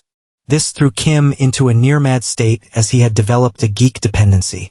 As expected, the plan worked and Shin declared it was time to get to work from the sidelines. Kim couldn't comprehend what Shin was planning as the hero was feeding Kim 3 meals a day. The surgeon began to suspect that Kim was a huge fan of lizard meat. Meanwhile, Kwang mentioned that Shin had requested another awakened lizard and slowly, the two began to understand the plan. Back in the basement, Kim aggressively insisted that Shin bring him a proper meal. However, Shin remarked that such behavior was unacceptable, and that if Kim wanted a better meal, this wasn't the way to act. Still, everything was calculated. Shin was well aware of the emptiness the lieutenant felt after days of continuous happiness. Once again, Kim attempted to give orders, invoking his authority as an officer to demand a meal, but Shin made it clear that unless Kim's attitude changed, he would simply leave and return the next day. Forced to change tactics, Kim resorted to pleading, promising to do anything Shin asked. Thus, Shin agreed to cook, but only under a special condition. Without delay, they moved to another hall, now designated as the place where new awakenings were performed. For Shin, Kim was a potential lottery ticket, though the lieutenant was visibly terrified. The task required for Kim to earn his meal was simple. He had to kill a monster. Kim did what was necessary to eat again and awaken as a level 1 novice commander. Naturally, Kim was quite shocked. Discovering his ability increased all nearby troop stats by 10. This was a much better percentage increase than Shin had anticipated. While Kim nervously asked the younger soldiers to explain what was happening, Shin could only think about how lucky he had been. There are two main ways to improve stats: fixed number increases and percentage-based ones. Fixed stat boosts are more effective when the target has low base stats. Percentage-based increases have a greater effect as the base stats grow higher. Therefore, the lieutenant's abilities will become more effective as the troop stats improve, which is excellent. At that moment, the system congratulates Shin with the achievement Irresistible Flavor and rewards him with a dragon's heart. Additionally, Shin levels up to 10 and is promoted from novice chef to junior chef level 1. This promotion allows Shin to understand that reaching the highest rank is about mastering his craft. Now his stats increase by 2 per level instead of 1.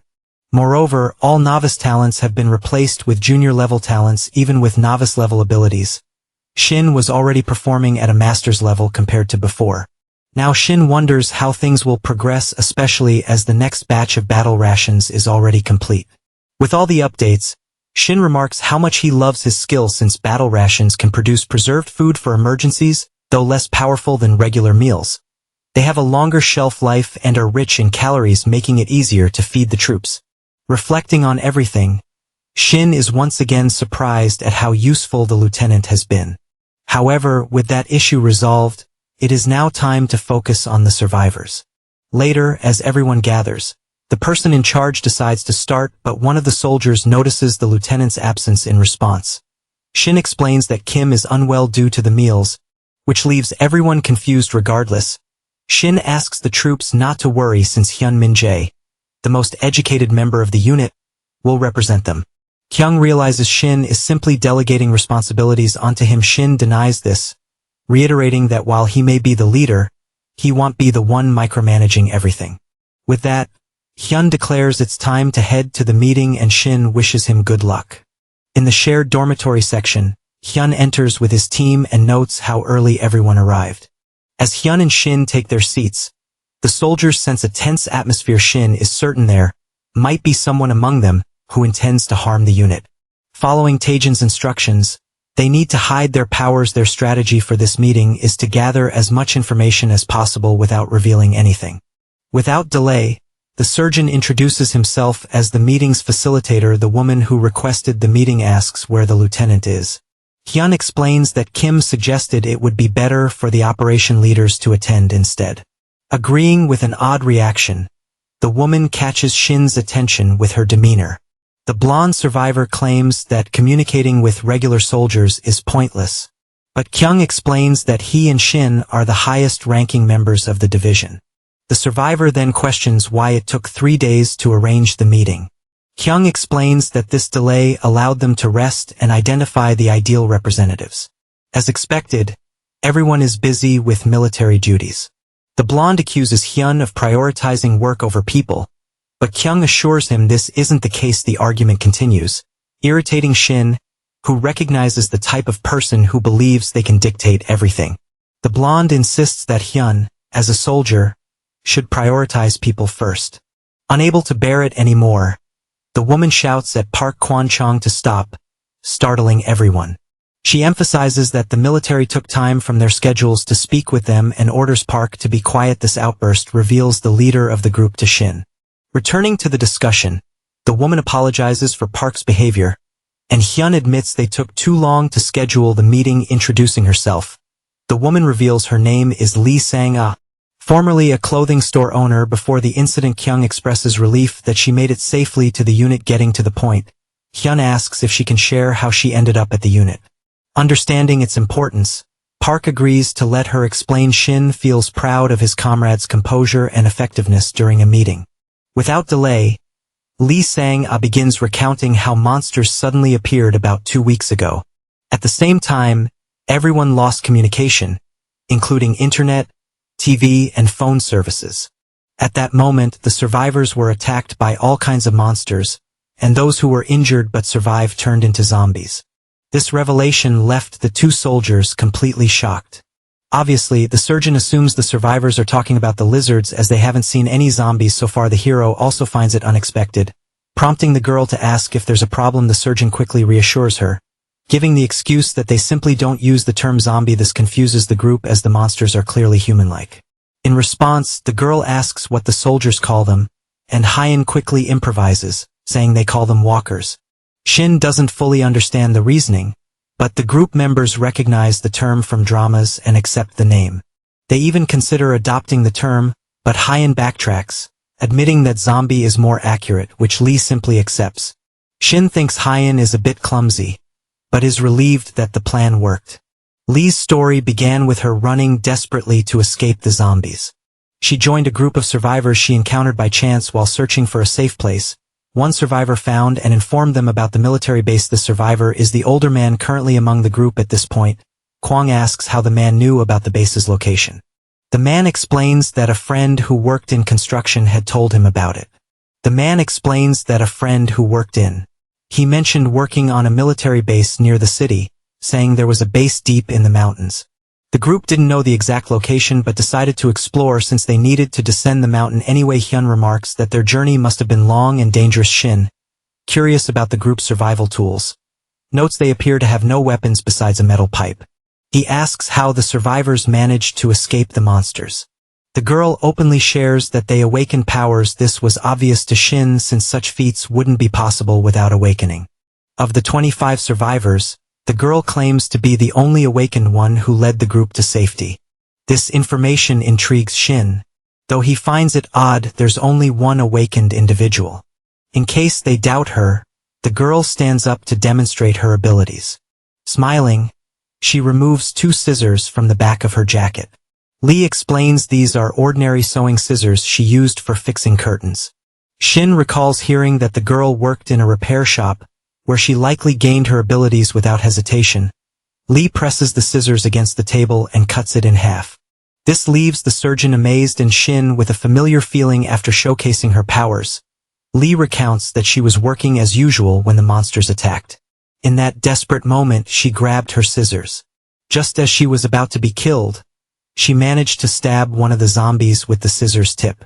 A blue window appeared, granting her superpowers.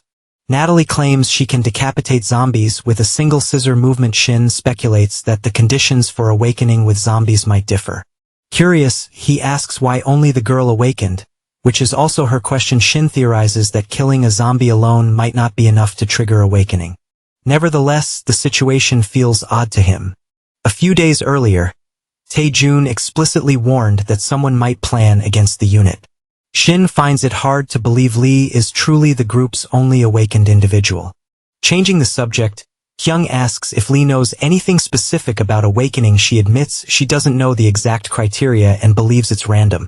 Kyung thanks her for the information and offers to assist whenever she needs help. Shin interprets this offer differently, but tries not to dwell on it in the end. Shin believes they don't harbor malicious intentions because doing so would also put them at risk. Cammy adds that he'd like to explain the current situation of the unit, and Lee expresses her gratitude. Then he asks Kwang to clean the table and prepare a leftover portion. But the hero uses this time to start devising a trap. Outside, he can't stop thinking about the zombies and the other types of monsters mentioned. This means the unit would never know what to expect if not for the visitors. At that moment, two people come running in, announcing that the dishes are all washed. The hero thanks them and one girl remarks it's no big deal, as it's fair to repay the meals in response. Shin mentions he has some snacks he just prepared and invites them to try some naturally. They're excited, and to avoid causing trouble, he clarifies it's a gift for their service. The black-haired girl is especially thrilled, and Shin explains he made the snacks from leftover ingredients, so they shouldn't be bad, so they see no reason not to try the ice cream. But this was a special ice cream infused with the chef's special sauce of happiness. The hero's plan is to start spreading a rumor that helping with chores around the base earns rewards. When they take their first bite, it's enough to create a buzz. One of them even admits she didn't expect the ice cream to be so good. However, the other girl finds it odd that her friend is smiling.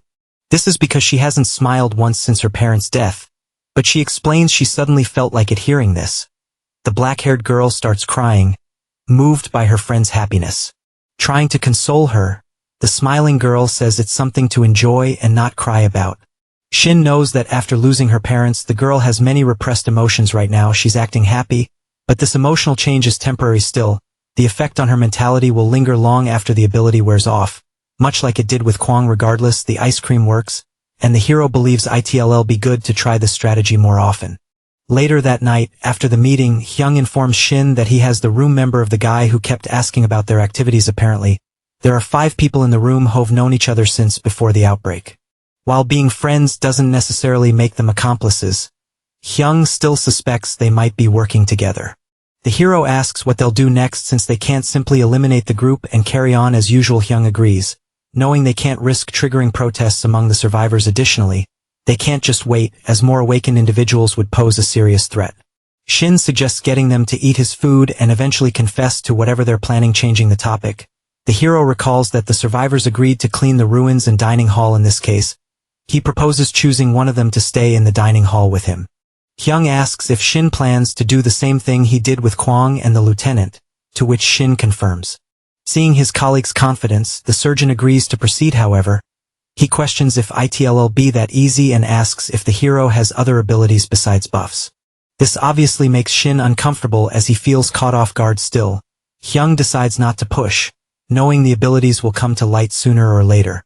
However, he advises Shin to be careful, and Shin understands as no one would willingly eat his food if they knew about his ability. The hero knows he'll still need to use it occasionally, carefully ensuring it isn't detected. With that settled, they set a date to put their plans into action.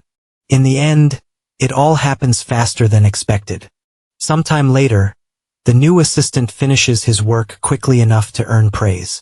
The hero then brings out the same treat as before, this time for the young man. The moment he sees it, the man recognizes it as the famous chef's ice cream. The hero asks if the rumor has spread, and the man explains that those who tried it couldn't stop boasting. Shin apologizes for not offering it to everyone, but the man understands that the process takes time. When he takes his first bite, the man praises the flavor, saying he now understands everyone's reaction. The hero, in turn, feels pleased, but to him it was obvious the dish would be delicious given the effort he put into it. What the man is eating is an even more special version made with no skipping on ingredients. After finishing the meal, the man praises it again and thanks Shin, saying it's been a long time since he got something so good. Then the hero decides to start asking questions, and the man agrees to answer what he can. Shin begins by asking why he questioned his job last time. Without hesitation, the man replies that he needed to confirm if there was an awakened individual, because if there was, they'd have to change their strategy. Hearing this, he felt relieved when the chef said there wasn't anyone awakened. The hero, however, had a feeling this might happen, and the man was already speaking more than he should. The man's mouth seemed to move on its own, which left him panicked. Then Shin asks what they would have done if there were awakened individuals, and the survivor admits that if there were many, they'd act discreetly and wait for the right chance. Shin understands but asks if the absence of awakened individuals lowered their guard. Again, without thinking, the man responds affirmatively, asking what's happening to his body. Realizing he's in trouble if he continues, he tries to flee, but the hero orders him to stop, saying there's one more question to ask. This forces the man to halt against his will and wait for the next question. Shin asks how many companions he has and who their leader is. Helplessly, the man reveals they have 5 awakened members, and their leader is Park. This immediately reminds the hero of the man who kept complaining about the lieutenant's absence. Shin then asks what the 5 were planning to do together, and the man confesses they intended to. After observing for days, the group decided there were no awakened individuals or significant threats in the base. Thus, they planned to execute their operation that very night. The revelation startles the hero, but the man merely laughs, warning that the operation will begin as soon as he returns. Thinking this can't be happening, Shin braces himself as the man prepares to attack him. The survivor summons his powers, which are fire-based, creating a spiral of flames. Initially, the man was confused about his Bodis reaction but now believes he has no reason to fear a mere cook. Shin didn't expect his assistant to attack him suddenly, but with their plans exposed and identities revealed, the man feels compelled to eliminate the cook as a fireball approaches. Shin warns the survivor he's underestimating the power of a chef, but the cook is well acquainted with fire, and Shin possesses a skill to counter it using his low-level fire affinity. The hero disperses the flames, proving the man chose the wrong opponent. The man begins to despair, unable to believe his ability was neutralized so easily. Now Shin declares there's no reason to hide anymore using the chef's eye. The system highlights all the weak points of the primate before him before anything else. The hero advises the man to prepare himself. Enraged, the man demands to know what's happening, but Shin doesn't give him a chance to think and charges forward, slicing him with his chef's knife. Later that evening, the rest of the group gathers, puzzled by Chanjung's absence. Their leader, however, keeps a serious expression, anticipating trouble. After some time, the leader announces they won't wait any longer and will proceed without Chanjung. One of the survivors questions if they can do this since Chanjung is the strongest among them. In response, the blonde leader yells that they still have 4 awakened individuals against none on the other side, yet one of the troublemakers believes they might have miscalculated. Chanjung, currently at level 6, possesses exceptional abilities vital to the group. However, Park, as the group leader, must remain resolute. He questions whether his companion trusts him, assuring that Chanjung will join them later. Park is already very irritated, and because of this, he tells everyone to hurry as they need to gather all the people from the dormitory. Once everyone arrives at the base's courtyard, people begin to complain about being dragged there in the middle of the night. Lee is also annoyed and asks Park what he is up to, but he merely responds that he likes leading others. Park has always been particularly grumpy and violent, but he is relatively polite in front of Lee.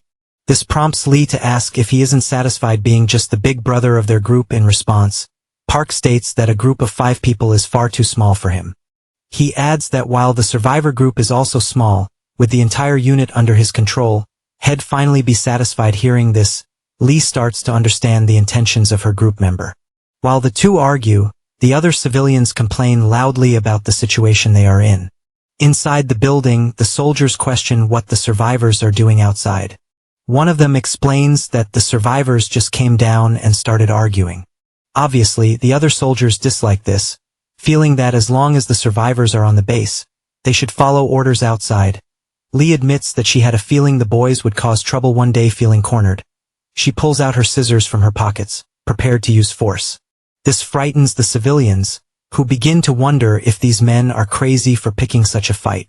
However, Park doesn't back down as he already knows the power of the scissors well. Lee is confused as to why Park believes he can take her on with only 4 regular people.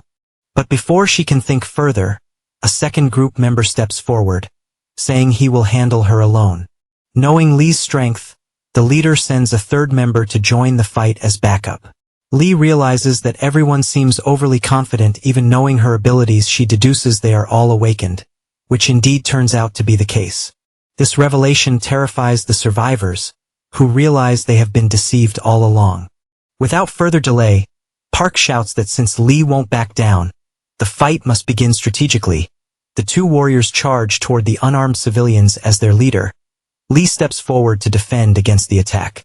Simultaneously, the second member provides support, attacking with mysterious golden balls.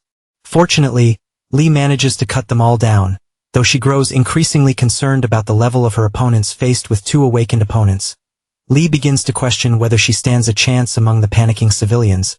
The gang's leader remains confident about overcoming this obstacle. With a powerful punch, the second in command mocks Lee for being adept only at fighting zombies. The other commands his colleague to stop playing around and fight seriously. To Lee, it's clear that their teamwork is poor, and she sees a possible opening to gain the upper hand. The second attacker leaps toward Lee, aiming to finish her quickly. Both warriors have reached level 4, and they believe there's no way they can lose to a non-combatant awakened individual. At that moment, a loud noise echoes across the base, causing everyone to pause and look around. The noise is a warning shot fired by one of the soldiers, who then demands an explanation for the chaos. The 3 fighters immediately raise their hands without hesitation. The unrepresentative orders everyone to stop, but Park questions what will happen if they don't. The soldier makes it clear that he will open fire, prompting Park to laugh, finding the idea of a soldier shooting at civilians amusing. In response to the taunt, the soldier states that this is an exception, as any identified threat must be eliminated. In his thoughts, Park wonders if the soldier is the leader, and realizes there might be more awakened individuals hiding among the unit. Calmly, Park remarks that if they are threatened, they'll have to respond in kind. At this moment, Park is still uncertain whether the survivors will dare confront armed soldiers. He knows the awakened are strong, but not yet strong enough to overpower firearms. As he walks toward the soldiers, Park taunts them to go ahead and shoot, and he begins mocking the lack of courage among these young recruits who join at 20 years old. Obviously, the soldiers think the boy is crazy, and one of them asks leader Sayo Sunya to make a decision. Sayo clarifies that he has already made it clear what will happen. He pulls the trigger to fulfill his duty, but as everyone watches in shock, the bullet doesn't fire. Park is genuinely surprised that Sayo attempted to shoot and retracts his statement about all of them being children. In Sayo's mind, however, none of this makes sense as the weapon was functioning just moments ago. With a smirk, Park explains that the gun isn't broken and that Sayo will understand once he learns about his ability. Park's profession is arsonist, and one of his skills is to interfere with fire-related phenomenon nearby. Sayo is of course stunned, and his subordinate reports that the other soldiers' weapons are also malfunctioning. Park elaborates that he can disrupt fire, and since rifles are firearms dependent on combustion, it don't work either with so many soldiers surrounding him. Sayo realizes that the group has prepared for this confrontation, having planned during the conversation. Because of this, the 2 troublemakers lavish praise on their older brother. However, Lee knows well that if things continue this way, the unit will soon fall. After disarming the soldiers, Park yells for the entire squad to kneel. But the soldiers whisper among themselves that if Park's power is solely fire interference, there's no reason to fear him. One of them asks Sayo what they should do, and Sayo suggests assigning 4 soldiers to handle the 4 troublemakers. Sayo advises using their numerical advantage, and the leader agrees but assigns extra support to Lee's side. Park declares that the number of normal people doesn't matter when fighting an awakened individual. Sayo ignores him and orders Hanel and Day One to handle the situation. In response, Park grows serious and threatens to kill a few soldiers to set an example, starting with the confident ones. But before he can finish speaking, a fist flies toward him at lightning speed. Without any chance to defend himself, Park takes a direct hit to the face. Still conscious, Park realizes he's been outsmarted, and that there is an awakened soldier among them with the gang leader on the ground. Everyone is stunned. Even Lee didn't expect an awakened soldier to be among the troops. As Park lies unconscious from a single punch, the soldier mocks him, calling him weak. The second troublemaker can't comprehend what made Park think he could act like this. In response, Sayo admits with surprise that the unit is becoming truly strong with the situation under control. All those not needing medical attention are dismissed to their dormitories. Sayo coordinates the soldiers under his command while the troublemakers are restrained. At that moment, SGT Hyung rushes in and Sayo reports that nothing serious happened. Regarding the conflict among the survivors, Sayo explains that there were 5 additional awakened individuals beyond Lee. He adds that they not only deceived everyone but attempted to seize the unit by force.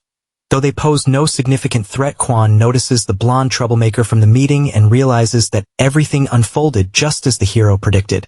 The 4 made their move without realizing they were walking into a trap. Sayo mentions that the 5th troublemaker is still missing. But at that moment, the protagonist appears, carrying him on his back after dragging the man from far away. The hero is exhausted and surprised to find everything already resolved. He drops the troublemaker on the ground and Hyung commends him for his excellent work. The hero tries to downplay the situation, but the soldiers praise Shin's fighting abilities, which are clearly improving. The survivors are visibly shaken, as the man lying there is Chan-jong, the strongest among their group. Hyung thinks Shin may have gone too far, but the hero assures him that he was as gentle as possible. The ingredient discernment ability begins by cutting off the airway and draining blood, but its downside is an excessively high thirst for blood. Fortunately, the protagonist switched to the fish preparation illumination, which allowed him to subdue the boy without killing him. From now on, Shin will be able to subdue humans without taking their lives, and with everything resolved, Hyung expresses disappointment in the troublemaker's strength. Based on what he's seen so far, Kwang estimates the group's average level to be 3. Meanwhile, the military has about 6 newly awakened individuals at the same level. Kwang comments on Shin's level, which has already surpassed the 10th, and about the token still held by each member. Additionally, the stats receive a fixed boost, making a level 1 equivalent to level 5 instantly. It's said that efficiency will gradually decrease, but regardless, the hero thanks the group for their hard work. Hyung, however, refuses to take all the credit, saying they only got this far because of the protagonist. Interrupting the conversation, Lee brings up the topic of the soldiers also being awakened. The hero is happy to see she's doing well, and Lee explains that it's only thanks to the soldiers' care. Shin feels relieved, and Lee remarks that without the soldiers' help, they'd all be lost regardless. The hero apologizes for keeping everything a secret, but explains that caution was necessary. Lee has no problem with this and understands completely, so the protagonist also reveals that half of the unit is already awakened in his thoughts. The hero believes it's better to reveal everything now, so he mentions the girl's profession. He shares that he is his chef but also works on other tasks. The next day, in the basement, Shin asks the guard if anything seems different. The soldier explains they thought the troublemakers had tried to escape, but it appeared they didn't even attempt it. Shin asks where the room is, and the soldier points to a room at the end of the corridor. In this case, the hero asks where they should start the interrogation. The soldier wonders if Shin will be okay handling it alone, and Shin reassures him, saying this is his specialty. Entering Chan-jung's room, the boy is terrified, so the chef assures him he's only there to talk without delay. The hero says he's here to ask some questions and asks if Chan-young will listen. Chan-young kneels, begging for his life and saying he'll do whatever is asked. This surprises Shin, as he didn't expect his punch to have caused such trauma. Thus, Shin explains that if Chan-young cooperates, he won't be beaten again. But before that, Shin pulls out some ice cream and says Chan-young must eat it first. After the interrogation, the protagonist is pleased with the effects of the confession ice cream. It makes the person honest and forthcoming, leading Chan-young to confess that he and his colleagues were criminals. Chan-young explains that as information about Awakening spread, it became harder to expand influence, so the group submitted to the blonde leader. The criminal hid the fact he was awakened and joined Lee's group. Taking power from others wasn't easy, but one of the group members specialized in tarnishing reputations. In the end, these criminals were meticulous and tried to expand their influence covertly. Chan-young also admits that this is why the unit was targeted. It was a big prize and could provide weapons. Now the hero understands Taijun's prediction about hiding strength. If the group had known the battalion's potential from the start, they would have acted more cautiously, expanding slowly. Bringing survivors to the unit was risky, and Shin now wonders what to do with these people. Later, the lieutenant reports that he reassured the survivors as instructed. He adds there's nothing significant to note as everyone is now quite calm as expected of an officer. Shin is very pleased to have someone so useful and persuasive under his command. The lieutenant asks if his performance was good, and Shin confirms it was. In this case, Kim nervously requests a few snacks as a reward. This worries the hero, noticing Kim's withdrawal symptoms worsening. When Shin doesn't respond immediately, Kim apologizes, saying 3 meals a day are enough, but the hero agrees to prepare a snack to reward the officer's work, which makes Kim extremely grateful. Shin instructs Kim to wait in the dining hall, and Kim happily skips off like a child witnessing this strange behavior. The hero considers putting the other 5 criminals under the same dependency. After all, they're dead weight if left alone, and Shin isn't eager to kill humans. Even so, as he cooks, he realizes he needs to take action soon. Later, Shin appears before the blonde with a tray full of delicious food. With the first bite, The once stern and grumpy man smiles like never before. Naturally, the hero does the same for the entire group and earns the reform achievement, granted when an evil group is subdued by the power of cooking. Additionally, the protagonist receives the title of Reform Chef, which increases food effectiveness by 30 for monsters and malicious people. Now, these former criminals will join the unit as its newest members the next day. The group salutes the other soldiers and assists with all the daily tasks. Seeing this, Shin asks how the newcomers are doing and Kwang reports that they are adapting well despite being a bit older. Everything seems resolved without issues. So the hero announces that they will remain non-muses until their reform is complete. At that moment, Hyung runs in, desperate to speak with Shin. Prompting the hero to ask what's going on. The surgeon explains there's something Shin needs to see immediately. By now, the unit has collected all the remaining fuel. But without counting the vehicle's reserves, the generator will only run for another week. This is a critical issue since they are running out of food and electricity. To Shin, however, this was inevitable since the arrival of the survivors derailed all original plans. One of the soldiers asks what they should do and Shin states they will prepare to leave the unit. Later that night, Hyung remarks that he now understands why Shin asked them to skip dinner. A variety of beautiful, fresh dishes have been prepared for the soldiers to cater to every taste. But as they take the first bite, Shin reveals that the meal is actually made from lizard meat. This instantly transforms their enthusiasm into outright panic. Obviously, Hyung angrily questions why Shin is feeding them lizard meat.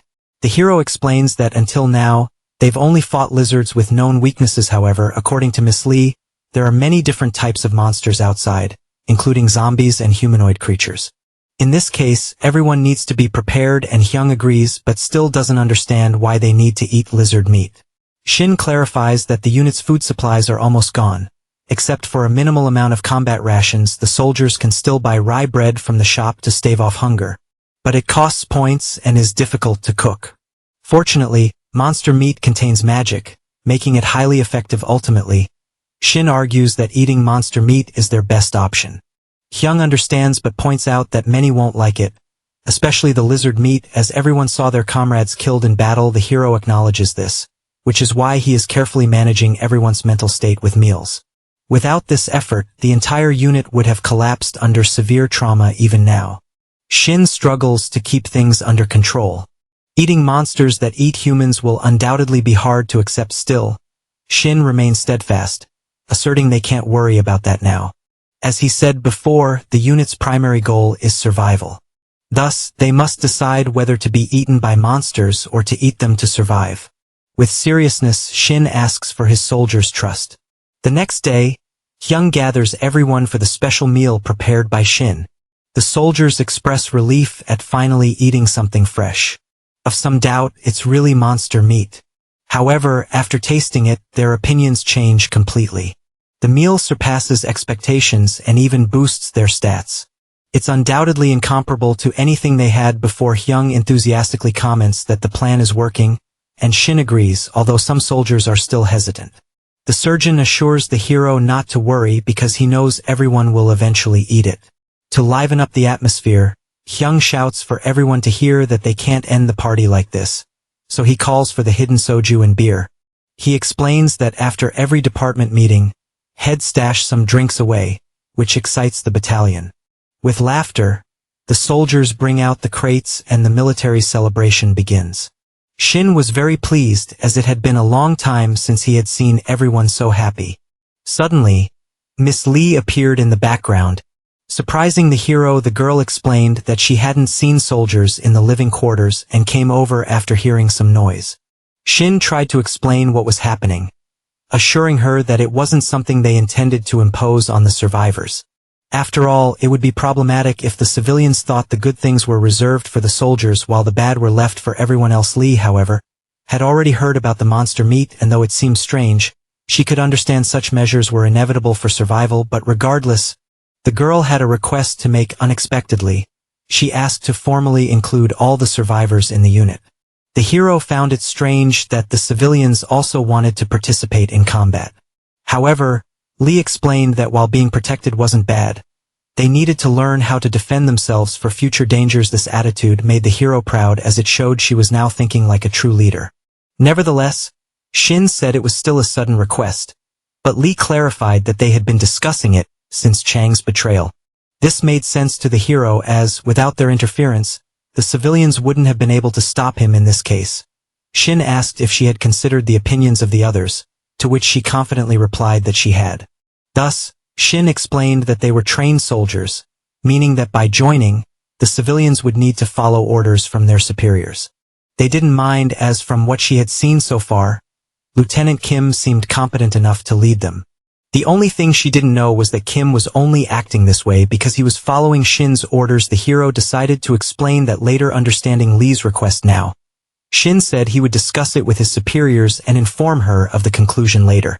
Lee smiled and thanked him, assuring him that everyone would do their best not to slow down the unit. After everything, the hero informed the others about the girl's request, leaving everyone in disbelief. Seo asked if it wouldn't be too much of a burden, considering they were already struggling. However, it was clear that they couldn't just leave the civilians defenseless, doomed to die as soon as they left. In this case, Seo questioned whether all the survivors had truly agreed to this. Shin confirmed that they had and that they were ready to fight in the same war. Certainly, there were many risks involved and the soldiers couldn't predict the dangers ahead. Yet, they had to join forces to protect the civilians and survive together. This, after all, was their duty as humans and as soldiers. Effectively ending the debate later, the girl asked the hero to check what she had prepared. Seeing that Lee had single-handedly produced so many military uniforms, the protagonist realized how serious she was. These uniforms were crafted from monster leather, with command combat sets made from the leader's hide and others from the regular monsters. Lee explained that since the lizards had strong defensive power, she used this to their advantage. Though the scales were tough, they were a bit thick, so she reinforced only the critical areas. She then asked if the hero wanted to try one on. When he did, the uniform granted several effects due to being crafted by a novice tailor. The system stated that the clothing significantly increased physical resistance and improved attribute resistance. The protagonist thought this was incredible, especially when paired with the boosts from the meals. Lee praised how the hero looked and he thanked her, saying the outfit was very comfortable. Changing the subject, Shin asked why she chose gray for the uniform's color. She explained that she thought they might go to the city someday, so she decided to make different versions. Additionally, the uniforms for officers and soldiers varied, with the leader's uniforms being slightly more resistant in this case. Shin quickly clarified that he was the unit's commander, leaving Lee confused. Although it was a bit late, the protagonist decided to explain everything to her. Once she learned the secrets, she would be fully integrated into the unit. Thus, the hero revealed everything he knew to her, and since only the veterans were aware, asked her to keep it a secret. Later, outside the building, the soldiers gathered to check the uniforms. Naturally, they were thrilled since this type of material would make it much easier to avoid injuries. Everyone seemed excited and the leaders thanked Lee, but she mentioned it was only possible with the help of others for the warriors who needed more defense. She designed the uniforms to accommodate armor underneath for the sword-wielding shooters. She added pouches for extra magazines. For the hero who used a sword, she attached a sheath to the belt. Lee also set aside uniforms for the lieutenant and Taijun, and the hero volunteered to deliver them. Switching topics, the hero suggested that Lee make a uniform for herself as well. This was because she was officially the representative of the survivors, acting almost like a squad leader. However, she questioned whether being a representative of the survivors still meant anything after joining the unit. The protagonist replied that it didn't, but added that they were about to leave the unit. To elaborate, Shin explained that once they left, they would encounter other survivors seeking refuge. Thus, the soldiers would need her to manage those survivors. In response, Lee understood and was pleased to be entrusted with such an important position. Blushing, Han-un praised Lee, saying she was excellent and would do well in the role. From her personal experience, Shin affirmed that the girl would adapt to the position. The hero also shared how overwhelmed he felt when he was suddenly named leader, but humans are adaptable creatures. On that note, Sue handed Lee a K5 pistol. Typically, these pistols were issued to field officers or in special cases like order officers. When the monsters attacked, the unit lost its battalion commander, the order officer, and the military doctor, leaving these pistols unclaimed. Lee, however, had never handled such a weapon before, So Su took charge of giving her a quick lesson. Kwang then asked who the other 2 pistols would be assigned to. Hyun explained that one was given to the lieutenant for the dignity of his rank and because he lacked combat abilities. Then, the battalion commander himself planned to use the remaining one. Shin explained that he had been using a blade, but it had its limits. Since he wasn't combat-oriented, he decided to use a pistol instead. Kwang, however, didn't seem too pleased with this, but Hyun reassured him, saying a low-caliber weapon like that wouldn't make much difference against them. A few days later, another soldier awakened, bringing the number of awakened members to 100, completing the requirements to form a guild. The system informed them that a guild is a structured society and therefore, positions and rules must be established. This made it the perfect time for Shin to suggest leaving the base. When the suggestion to abandon the base and move out was made, as expected, many were worried. Several soldiers argued that it would be dangerous for ordinary people to survive in the wilderness with so many monsters around. Though there were no direct objections, many others trembled with anxiety still. Remaining locked in the unit would eventually drive the soldiers mad, and to ensure survival, leaving was necessary. Some, like Hyun, understood the situation and asked what they should do. For our hero, the only possible choice was to prepare another meal full of courage with all the survivors gathered. The hero thought it was indeed a large group, but it also felt just right.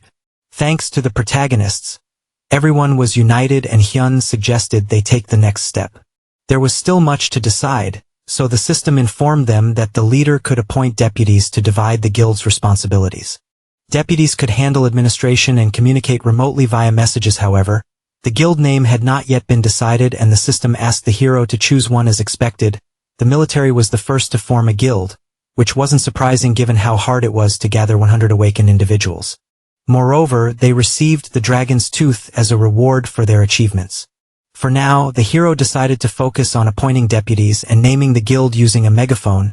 Shin announced that, as everyone knew, the guild had grown to 100 awakened members. They were the country's first, and the protagonist congratulated everyone, assuring them that as they grew stronger, they would move forward with confidence. Before leaving the base, there were a few things to organize. The hero explained that as the guild grew, deputies would be appointed with 5 positions available. Being appointed as a deputy would enhance the emblem skills buff effect, and the protagonist made it clear that he would select 5 deputies once outside. Moving as a single group would be challenging, so sub-commanders would be needed. The soldiers' lives were at stake, so the appointments had to be carefully considered. As the guild master, the hero could appoint members at will, but he wanted to hear others' opinions. Fortunately, after much discussion, there were no significant disagreements within the unit. The senior members Shin had in mind, including the miss, were indispensable. The biggest issue was Taijun, who was in a wheelchair. Because of this, people began questioning if there wasn't someone better suited, as, despite being a good person, the sergeant could barely walk. The hero understood the soldiers' concerns. In response, Shin announced that Sergeant Park Taijun would not leave the. Naturally, the soldiers were upset since they had just been told they would leave. Even the senior members were confused, and Hyun questioned Shin. The hero explained that the mountains were the group's only base, and if all the troops left, they would lose the occupation effect. Moreover, the earlier message stated that as long as they maintained territorial control, they could earn occupation points. The more and longer they controlled, the more points they could accumulate. Currently, the military didn't know how these points would be used, but it seemed this game revolved around territorial battles. Taijun then asked for the megaphone and, after receiving it, reminded everyone that his job was as an astronomer. The better the visibility of the stars, the more effectively he could use his skills, and few places offered a better view than the base. For this reason, he decided to stay to collect and relay information, acting as the unit's radar. Additionally, 7 other soldiers volunteered to stay and form the detection squad. Thanks to Taijun's speech, there were no more objections, and thus the 5 guild deputies were chosen. With this, the new command structure was established, and most importantly, the guild's name was also decided at the start. The soldiers suggested names like Kangwon Liberation Front, but they knew they wouldn't stay confined to Kangwon. Another suggestion was Manx of the Round Table, but someone else thought Steel Unit sounded better. This was because the first monster they fought was also a steel lizard. However, after much discussion, the name that resonated most was Steel Legion. Now that they were ready to depart, Hyung asked where they should head and suggested either east or west. Hyung pointed out that the western region included large cities like Chuncheon, offering a lot of territory. Additionally, there were other military bases in that broad area. On the other hand, the eastern Yangdong region housed the superior unit and was closer to the sea. The question then became whether to expand into a larger territory or seek out the superior unit. This made it difficult to decide, so Shin suggested letting Taijun choose. A few days later, at the beginning of the evening, everyone gathered to leave the base. Among the subcommanders and their many subordinates stood Shin the day before the unit's departure. His senior officers were discussing the fact that they still hadn't secured the entire mountain area to aid in the effort. They prepared a map for the mission. Hyung mentioned it would be a good idea to familiarize themselves with the area before leaving. However, Kwang questioned the meaning of the spots marked with an X. The surgeon explained that those were locations where monsters had recently been sighted. SEO couldn't hide his surprise at how numerous they were. Considering they were still encountering monsters daily, the number was indeed daunting. In the end, the departure was proving to be a headache since, instead of diminishing, the number of monsters kept increasing. Additionally, recent reports described monsters with bizarre forms beyond just lizards. Without knowing these monsters' weaknesses, dealing with them without mercenary-level firepower seemed impossible. Hyung then asked Lee how she had reached the base and whether she encountered obstacles along the way. She explained that there were monsters but not nearly as many as being mentioned now. Throughout her journey, she had to deal with only 1 or 2 monsters, none of which were lizards. Since Lee had managed to defeat them on her own, Hyung believed they wouldn't pose much of a problem. In response, Shin suggested this was likely due to the chief effect, which piqued everyone's curiosity. It was true that they encountered survivors 2 days after defeating the chief. These survivors had entered the mountains when the number of lizards was significantly lower than usual. SEO commented that conditions now were much worse than back then, especially with more soldiers and supplies to transport. That's why leaving the base required thorough planning, which Shernan agreed with, emphasizing they needed to prepare as much as possible. Later, the soldiers left the base in military vehicles. Upon reaching a designated area, Hyung ordered the perimeter defense to begin. Another commander directed the vehicles carrying survivors to move inside first while some soldiers held the rear. By this point, everyone was executing the plan, and Shin noted that although maintaining formation was difficult, their experience would ensure success. This was a classic RP strategy: tanks at the front, damage dealers and healers in supportive roles. The large vehicles formed barriers at the front and rear, with melee fighters positioned nearby. Inside, long-range and support-awakened soldiers protected the vehicles transporting survivors. The challenge was that they didn't know where the attacks might come from, and the narrow path made escape difficult. Shin stated the plan was to block any attack quickly, but Hyung insisted the best option was to exit the mountain quickly using the vehicles. The protagonist understood the concern as the mountainous roads filled with unpaved paths, not to mention the cliffs along some sections, making regular travel extremely dangerous.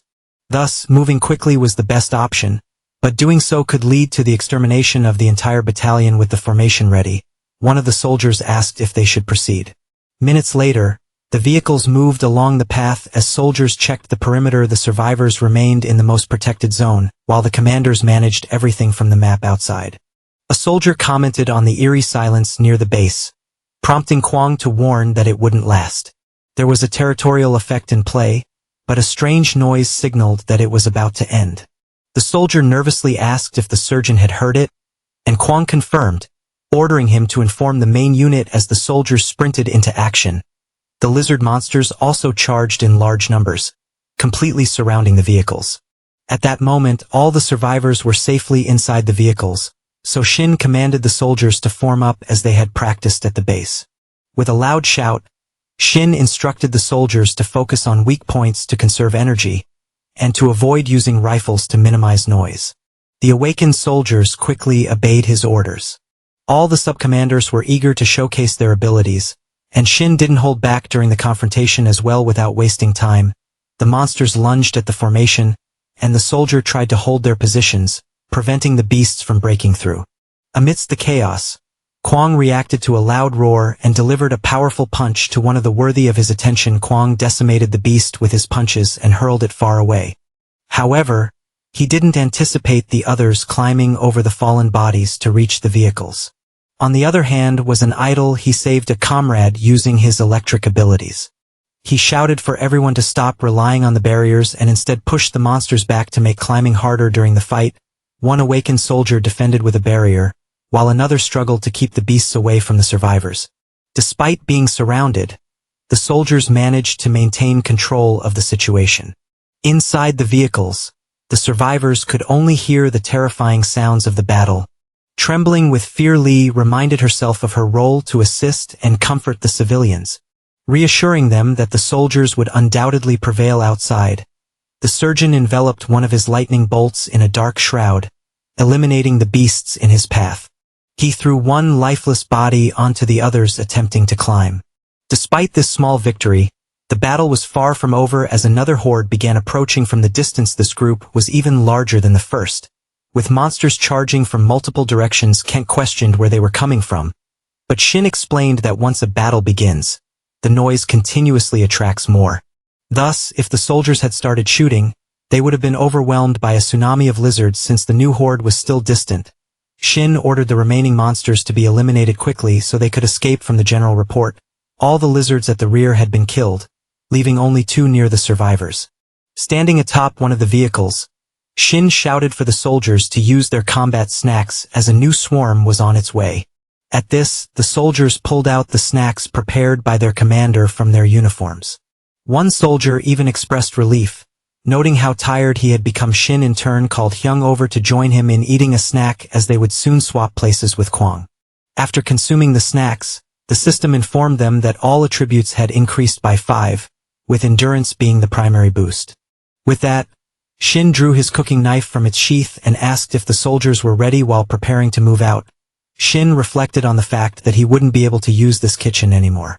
Once outside, creating a proper cooking environment would be both difficult and dangerous.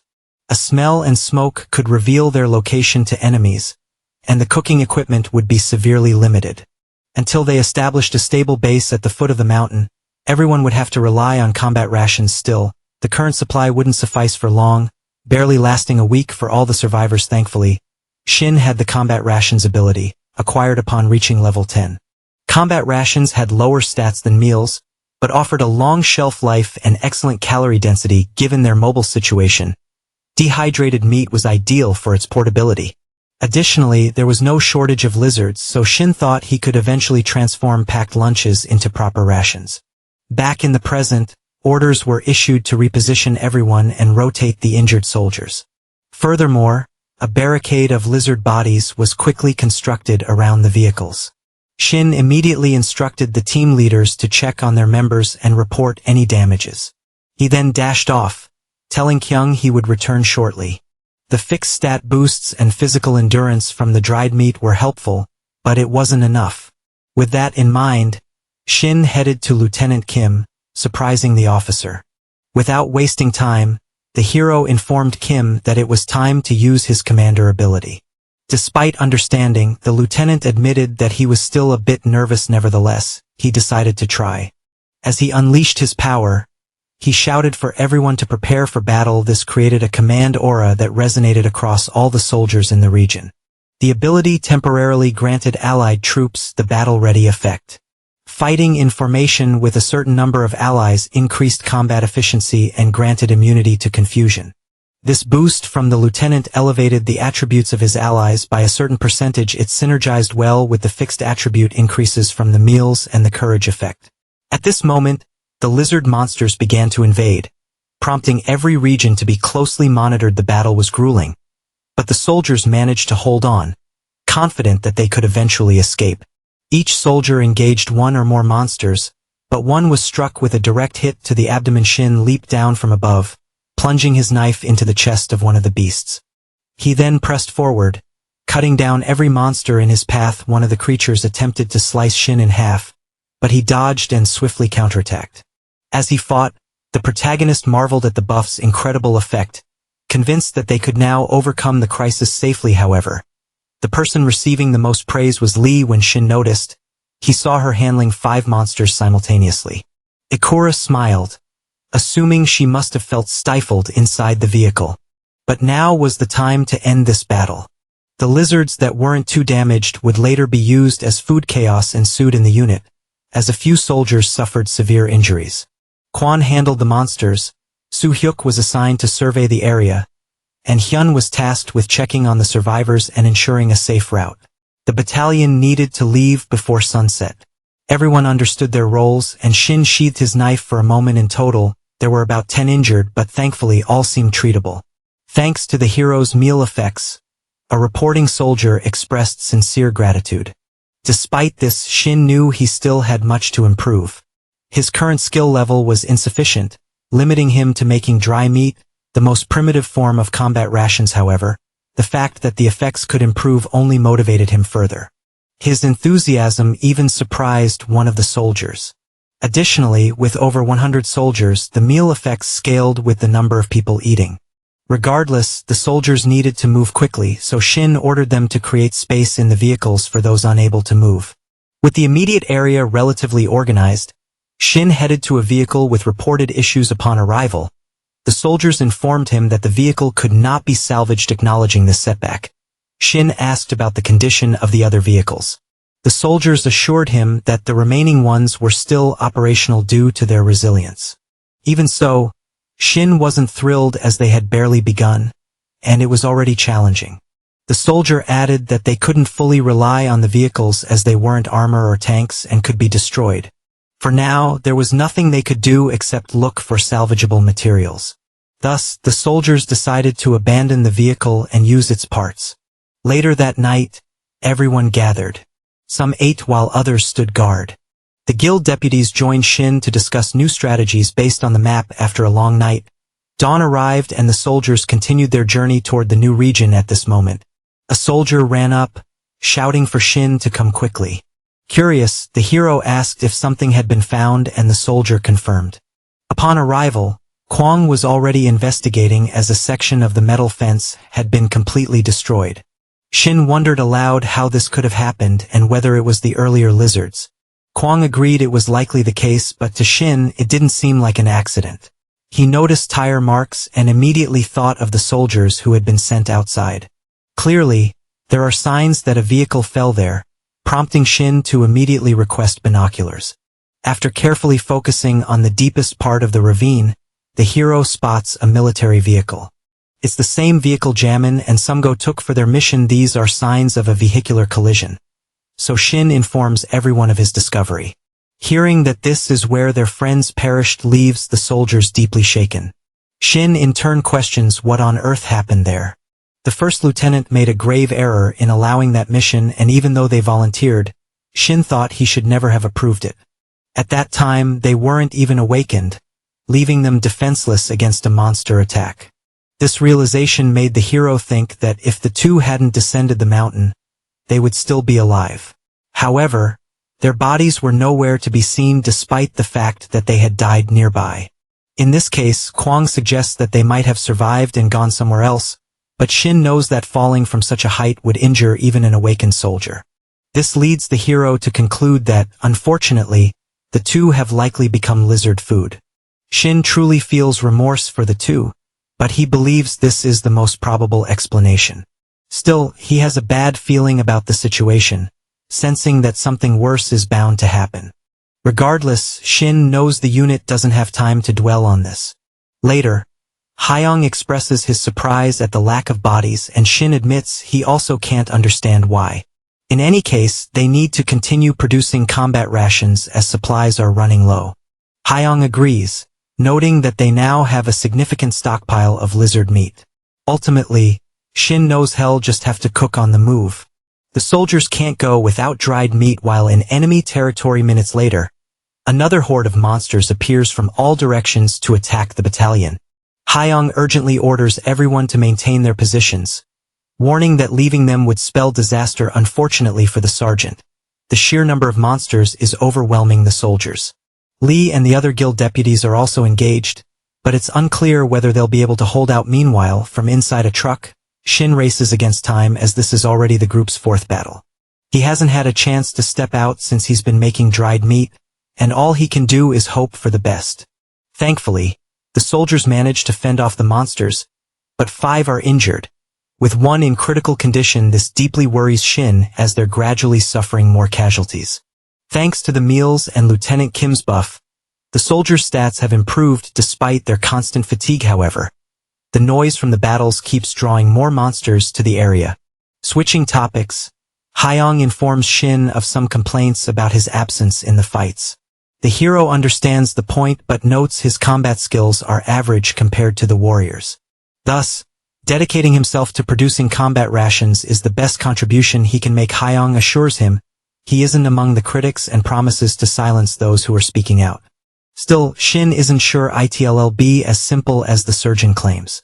Suddenly, a soldier urgently calls out to both of them, reporting something strange on the road, prompting them to investigate. The three rush to a cave, and upon arrival, they are left in complete disbelief. Inside the cave are two soldiers, who grotesquely transform into zombies. Shin is shocked to see them still wearing military uniforms, and naturally everyone is horrified. After examining the unit tags on their uniforms, Hyung realizes that the zombies are Jamin and Sungo, the very corporals who had gone on the reconnaissance mission ordered by Lieutenant Kim. The hero definitely hadn't anticipated this, and Hyung quickly steps in to issue orders. With a shout, the surgeon commands the soldiers to move forward and bring the survivors into the vehicles. However, upon looking through the binoculars again, Hyung notices that the zombies are armed and advancing toward the unit, throwing the soldiers into total shock. Apparently, even after death, Jamin and Sungho's zombie forms can still handle firearms. Without delay, everyone is ordered to take cover and prepare to intercept the gunfire. After a frantic scramble, the zombies begin firing at the soldiers, who thankfully manage to defend themselves using tactical shields. However, several shots hit the vehicles and one strikes Minchel squarely in the chest. The hero is desperate and promises to call a medic as quickly as possible. Yet, despite the excruciating pain, the soldier grabs Shin and informs him that they saved his life. This leaves the protagonist immensely relieved. Naturally, the soldiers ask Shin to double-check, and he is deeply impressed with the quality of the uniforms. Even with the chaotic gunfire from the zombies, no fatal injuries have occurred. However, the monsters continue advancing but are now unable to shoot. Faced with this, the soldiers speculate among themselves that the zombies are likely out of ammunition. Hyung laughs, remarking that they probably lack the intelligence to reload their rifles. The surgeon orders the warrior squad to strike before the zombies can act further. Kwang leads the charge, with two others joining the fray.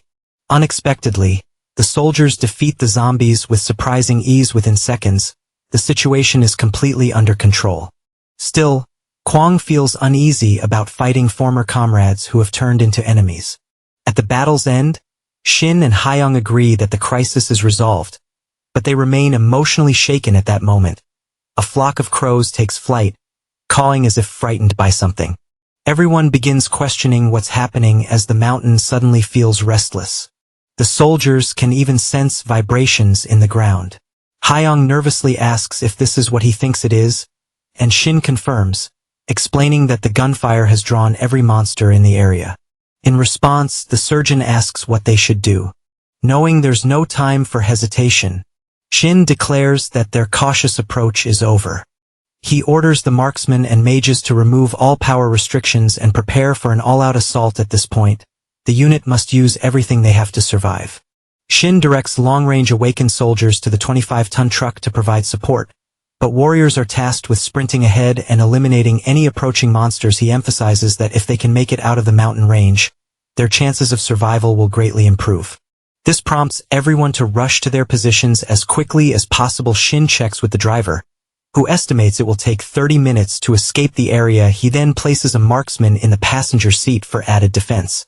With that, all soldiers except the warriors or the vehicles, while marksmen position themselves atop them. As preparations finalize, Shin braces himself, determined to leave this place alive. However, this would become the unit's most challenging battle yet, as monsters of all shapes and sizes, not just lizards, begin closing in. As the monsters approach, the warriors engage the first wave from a distance. Shin shouts for them to keep the path ahead clear. The warriors hold the line, and with a powerful charge, Kwang knocks monsters down like bowling pins. After dispatching them, Kwang warns that the vehicles are slowing down and calls for help from the other warriors.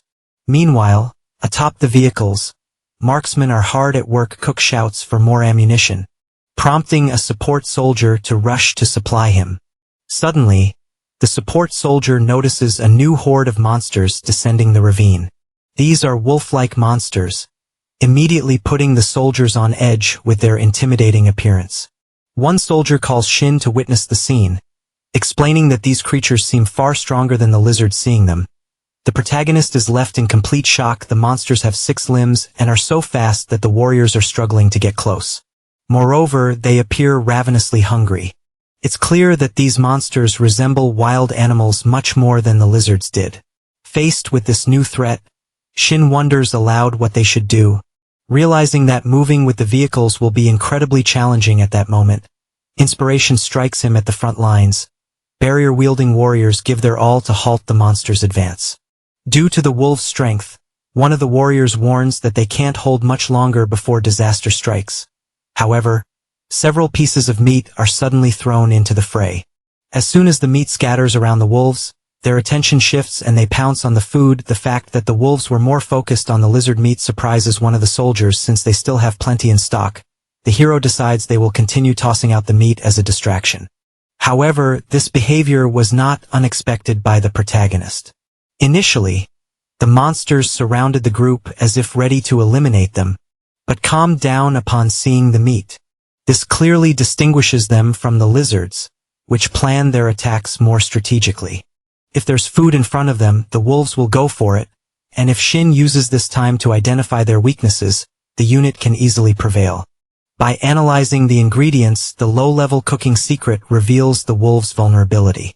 When distracted, they become extremely fragile and disorganize. The lizard meat, meanwhile, works perfectly as bait, allowing the marksman to finish them off during this time. After some effort, the soldiers manage to overcome this new crisis. Shin reflects that using lizard meat could similarly deceive other monsters. Thanks to this strategy, the unit successfully handles several crises that arise with relative ease. By adding his special chef sauce to the lizard meat, Shin enhances its distracting effects even further. They'd also discover that the higher the quality of the dish, the stronger the effect. After luring the new monsters with the meat, Shin uses his chef's eye to identify weak points and directs the warriors accordingly. This time, the horde's weakness is their legs, and everyone follows the surgeon's instructions.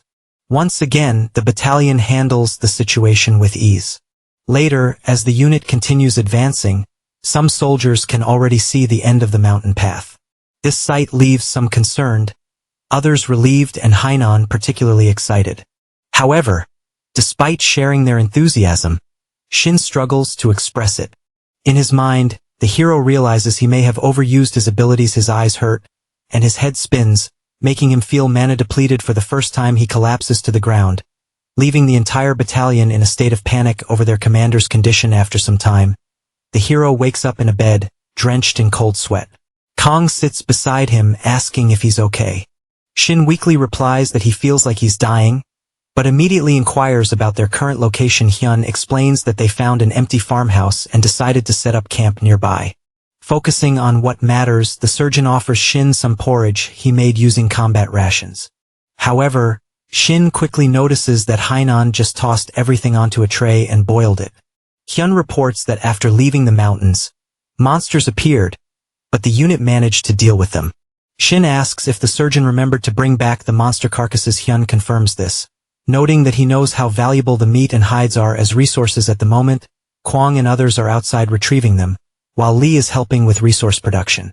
Everyone is working hard, and just then, a soldier enters to announce the return of the exploration team.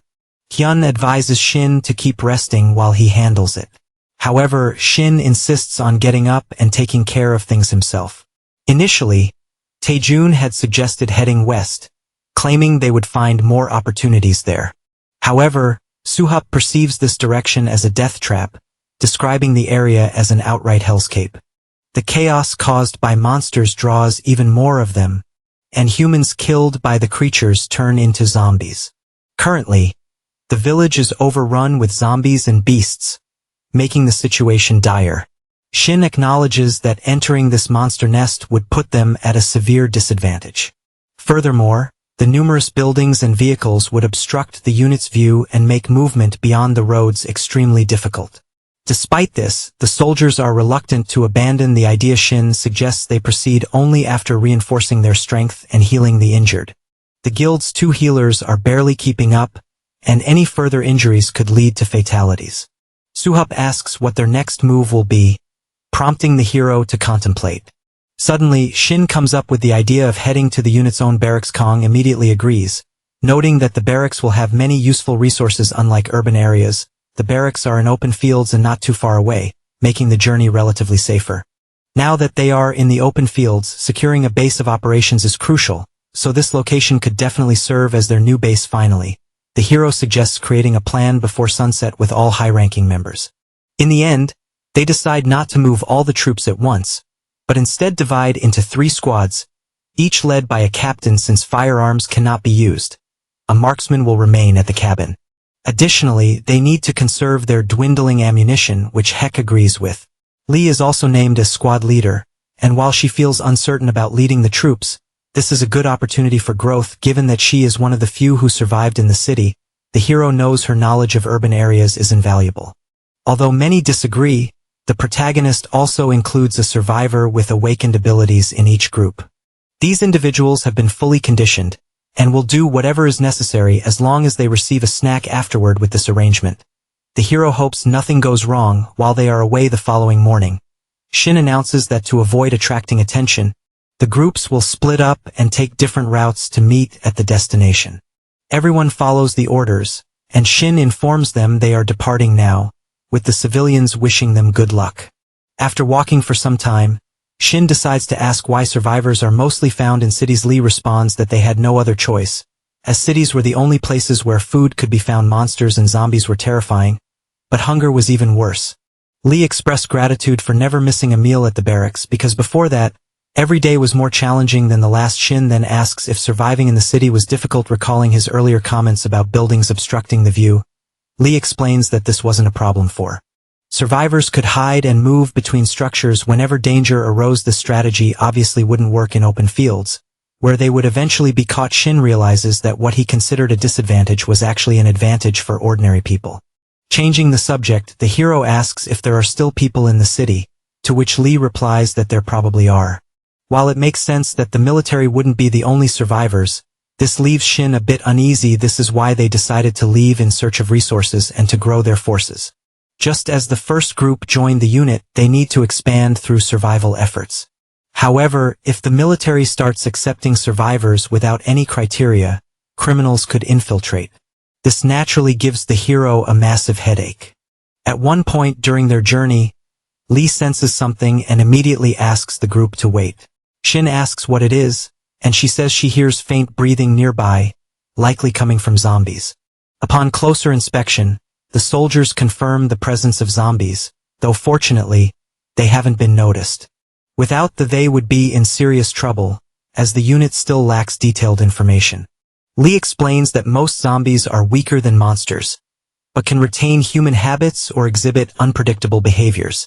One example is a zombie moving within the sewer system. She explains that the zombie is hiding to ambush anyone who comes close, like a trap. The hero asks if there's a way to detect them beforehand. Lee explains that with the heightened hearing of the awakened, it's possible to recognize breathing if one concentrates.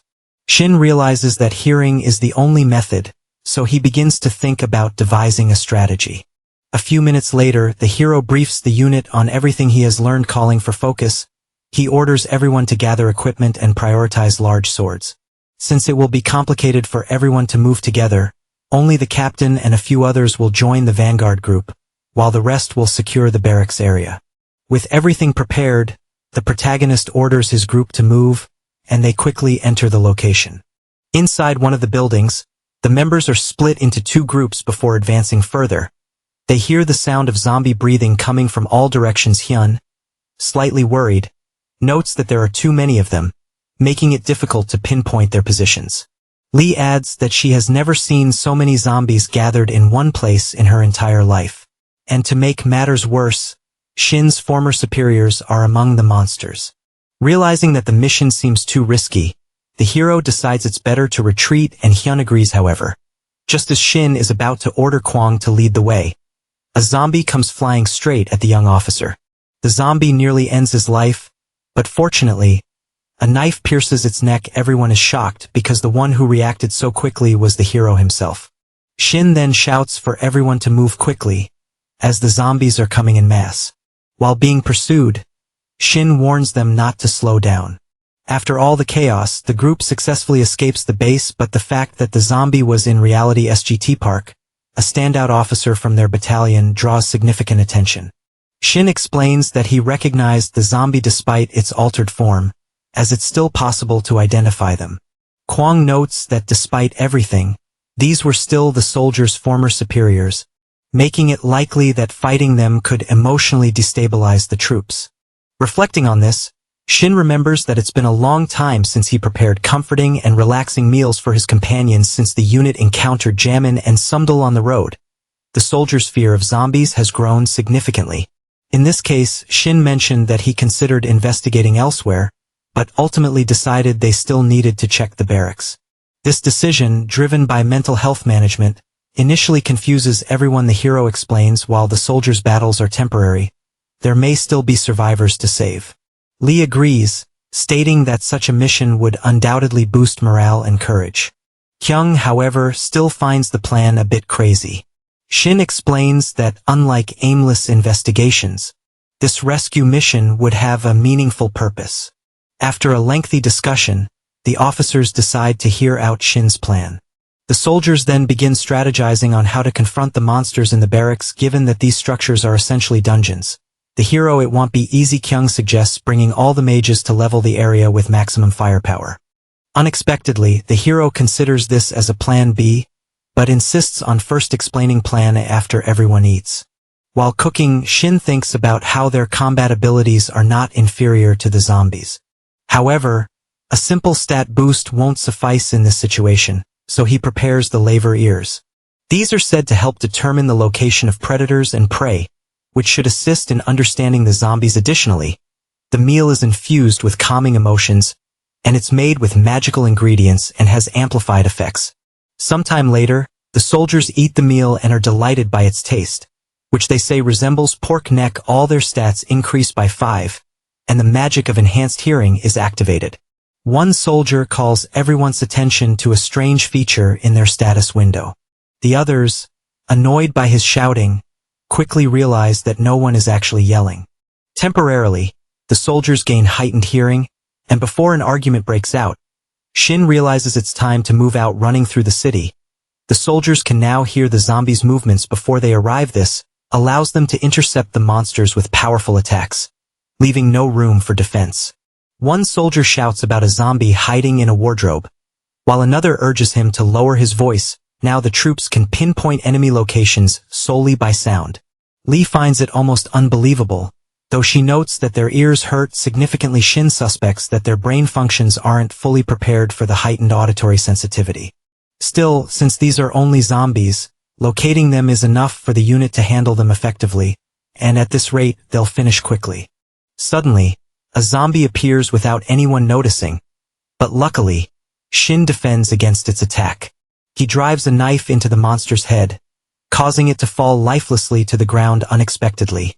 Some zombies begin attacking silently, prompting Shin to conclude that they've been there too long. He orders the group to move to the officers' building on the next floor. If everything goes well, the unit should complete the mission without further issues. Upon reaching the next floor, Shin is surprised to find Hyenung already there. Hyenung remarks that Shin is late, and Kwang reports that most of the monsters have already been dealt with at this pace. A soldier comments that he almost feels sorry for the zombies because they have no combat skills. However, one still remains, the commander of the unit's battalion, Major Kwak Han-young. Shin is obviously terrified to see the highest-ranking person in the unit in this state. Kwak was different from the indecisive Lieutenant Kim, being a soldier among soldiers, and everyone recognized his skill as the commander. Thus, the hero announces that he wants to personally bid farewell to the battalion commander. Everyone agrees, as it is Shin's responsibility as the master of the Steel Legion Guild to handle this. Despite some hesitation, the hero draws his blade and begins approaching the monster. The fight between the two begins with the major initiating the attacks. Shin quickly realizes that the major spirit is entirely different from the other zombies. Nevertheless, the hero manages to defeat him with surprising ease in a single move. Even in a situation like this, Shin vows never to forget the military spirit the commander showed. Thus, after decapitating the monster, he commits himself to building this guild under the commander's legacy. He promises to transform it into a powerful organization and protect it at all costs. Later, with all the soldiers present, the unit holds a burial ceremony for their fallen comrades. With all the zombie bodies gathered, a fire cremates the monsters and everyone is overwhelmed with sadness. This is because all those who perished were excellent soldiers and great friends. The hero bids farewell to his companions, wishing them peace. Now that the funeral is over, he advises everyone to focus on the survivors moving forward. Once the farewell is complete, work begins in earnest to transform the officers' quarters into a new temporary base. Hyun's group is tasked with completely erasing any trace of zombies from the site. Lee's group of survivors is sent to collect water from the nearby stream. Kwang's group is responsible for gathering wood and lighting torches before sunset. Lastly, the hero discusses with Soo-hyuk the need to create a defensive perimeter similar to the one at the base as outlined on the map. Ensuring the line of sight for the mages and shooters is the top priority. Thus, they decide to start immediately. Later, Shin announces that he would love to hold a party like the one they had before leaving the base, but explains that it isn't feasible yet. He turns to the group and acknowledges their disappointment, understanding the necessity of leisure. But the critical work begins now and the military must decide on the guild's next destination. At this point, Hyun taps the hero on the shoulder to take charge of this part. Hyun states that, as everyone knows, he presents a list detailing everything the unit currently needs. One soldier, however, raises a question about the lack of food, pointing out that they've collected plenty of meat since arriving. The soldier is clearly correct, but Shin explains that meat alone isn't enough to sustain a healthy body. The hero is uncertain about how powerful the mana present in the bodies of the awakened is. It's unclear whether it can maintain health despite a lack of proper nutrients. Hyun suggests they might survive on meat for a month, but there's no telling what will happen after that. That's not all. They are also running out of fuel and ammunition, both essential for obvious reasons. Thus, Hyun declares that this is the time for everyone to share ideas on how to solve these issues. At this point, Corporal Lee Gang-woo raises his hand to offer a suggestion. He proposes that the military needs to secure more crafting materials. The idea sparks some confusion, prompting Kwang to ask for clarification. Nevertheless, Gang-woo firmly believes that securing such materials will be helpful. Reflecting on this, the hero recalls wanting to collect materials in the past for vehicle repairs. Shin acknowledges that they could have salvaged some of the vehicles they had to discard. Recognizing Gang-woo's expertise as a combat engineer, the hero directs him to explain his plan to the rest of the group. Gang-woo's argument is convincing, but the challenge remains that fuel and food are more urgent needs. However, the idea of securing easily accessible materials to enable safe movement is also valuable. The discussion shifts toward fabricating and modifying war machines. Vehicles, protected from overloading by monsters, could be enhanced with upgrades such as spiked barriers. And Hyun agrees because if the vehicles were reinforced, they wouldn't need to move so cautiously. In this case, Shin asks if the combat engineer can make such modifications and the corporal replies that given enough time, yes. In a way, combat engineers are also responsible for this type of production, which essentially involves armoring vehicles. If Shin's predictions are correct, production work in this game is more powerful than expected. In any case, the hero warns that he will reject the idea if the corporal merely wants to test his skills. But Gang-woo stands by his suggestion, believing it's the most important step at the moment. Thus, the hero states that it's enough and tells the corporal to do his best. While other needs remain, Shin is convinced that this is the priority for now. At the end of the day's activities, the hero announces that he will share their decisions later and everyone is dismissed to rest. Later, Shin lights a fire to cook and thinks he'll need help from the others to arrange the tables. The mess hall in the barracks is useless without electricity and running water, but this workaround will suffice for dinner. Thus, Shin begins with the monster fat he collected.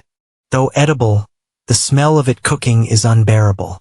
This is animal fat mixed with mana, which when used in cooking, adapts to the dish's mana. To the hero, this ingredient is the most powerful in the culinary world, as it makes anything fried taste delicious once ready. The result is simply the renowned cooking oil. In a meeting, Gang-woo mentions a large hardware warehouse near the police quarters, prompting Hyun to ask how the corporal knows about it. The soldier explains that, at times, the base urgently needed crafting materials, so that's where he went. Thus, Hyun asks if the corporal is suggesting they source materials from there. Gangwoo confirms, saying that being a spacious area, it should have most of the materials they need. This location is near the barracks, but somewhat removed from urban areas, making Shin think it might have fewer zombies. Pleased with the idea, Hyun commends the corporal, and both he and Shin believe it's a good opportunity. Thus, the hero orders Kwang to prepare the troops. They'll advance in the same teams, but with a combat engineer assigned to each. Additionally, Gangwoo is tasked with bringing a well-conditioned vehicle to the front of the quarters. Hyun questions the risks of driving, but the hero insists there's no other option. They need to transport supplies, but Shin assures they'll proceed as cautiously as possible. Later, trouble arises, and the hero asks how many are injured. It's reported that there are 3 injuries, though thankfully none are serious. With the injured out of immediate danger, Shin orders treatment to proceed and Kwang to secure the path. Currently, the soldiers are moving at maximum speed, and Gangwoo continues to press the accelerator. The guild has minimized combat noise as much as possible, but they couldn't anticipate all the damage. As expected, traveling the roads remains perilous, though monsters often compete among themselves for prey. Unfortunately, this differs from zombies, which move as though avoiding altered food sources. With the same formation as before, the warriors clear a path for the truck. Upon arrival, the soldiers realize the warehouse is indeed enormous. Inside, however, it seems likely to be empty, and Shin decides it's best to move quickly. Thus, he orders Lee's team to guard the warehouse entrance. Meanwhile, the combat engineers explain to the soldiers which supplies are needed. The rest are tasked with heavy lifting, starting with a rousing order from the hero. But unexpectedly, upon reaching the entrance, everyone is shocked to see the warehouse in disarray. Despite the mess, Shin assures the team that their goal is simply to grab the materials and leave. He also orders the soldiers to keep the entrance clear to move the items to the truck.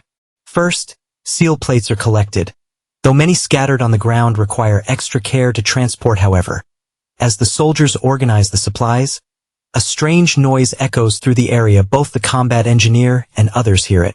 The sound suggests something is in the storage area, prompting Shin to command everyone to prepare for battle. The soldiers draw their weapons and rush to face the threat, but suddenly, the metal plates begin to move. And everyone is terrified by this. A dark energy is swirling behind the warehouse, pulling in the metal plates. Slowly, they begin to fuse, forming something much larger. It becomes clear that this is actually a massive monster that had been hiding. The beast roars, and the sheer force of the sound is enough to make the soldiers realize the monster's incredible strength. Neither Kwang nor the others have ever seen a monster like this before, leaving the surgeons visibly shaken. But, having overcome so much already, the hero believes in their victory and orders the soldiers into battle positions. The roar is so powerful that it shatters the warehouse windows, and Leave, stationed at the gate, cannot stand idle.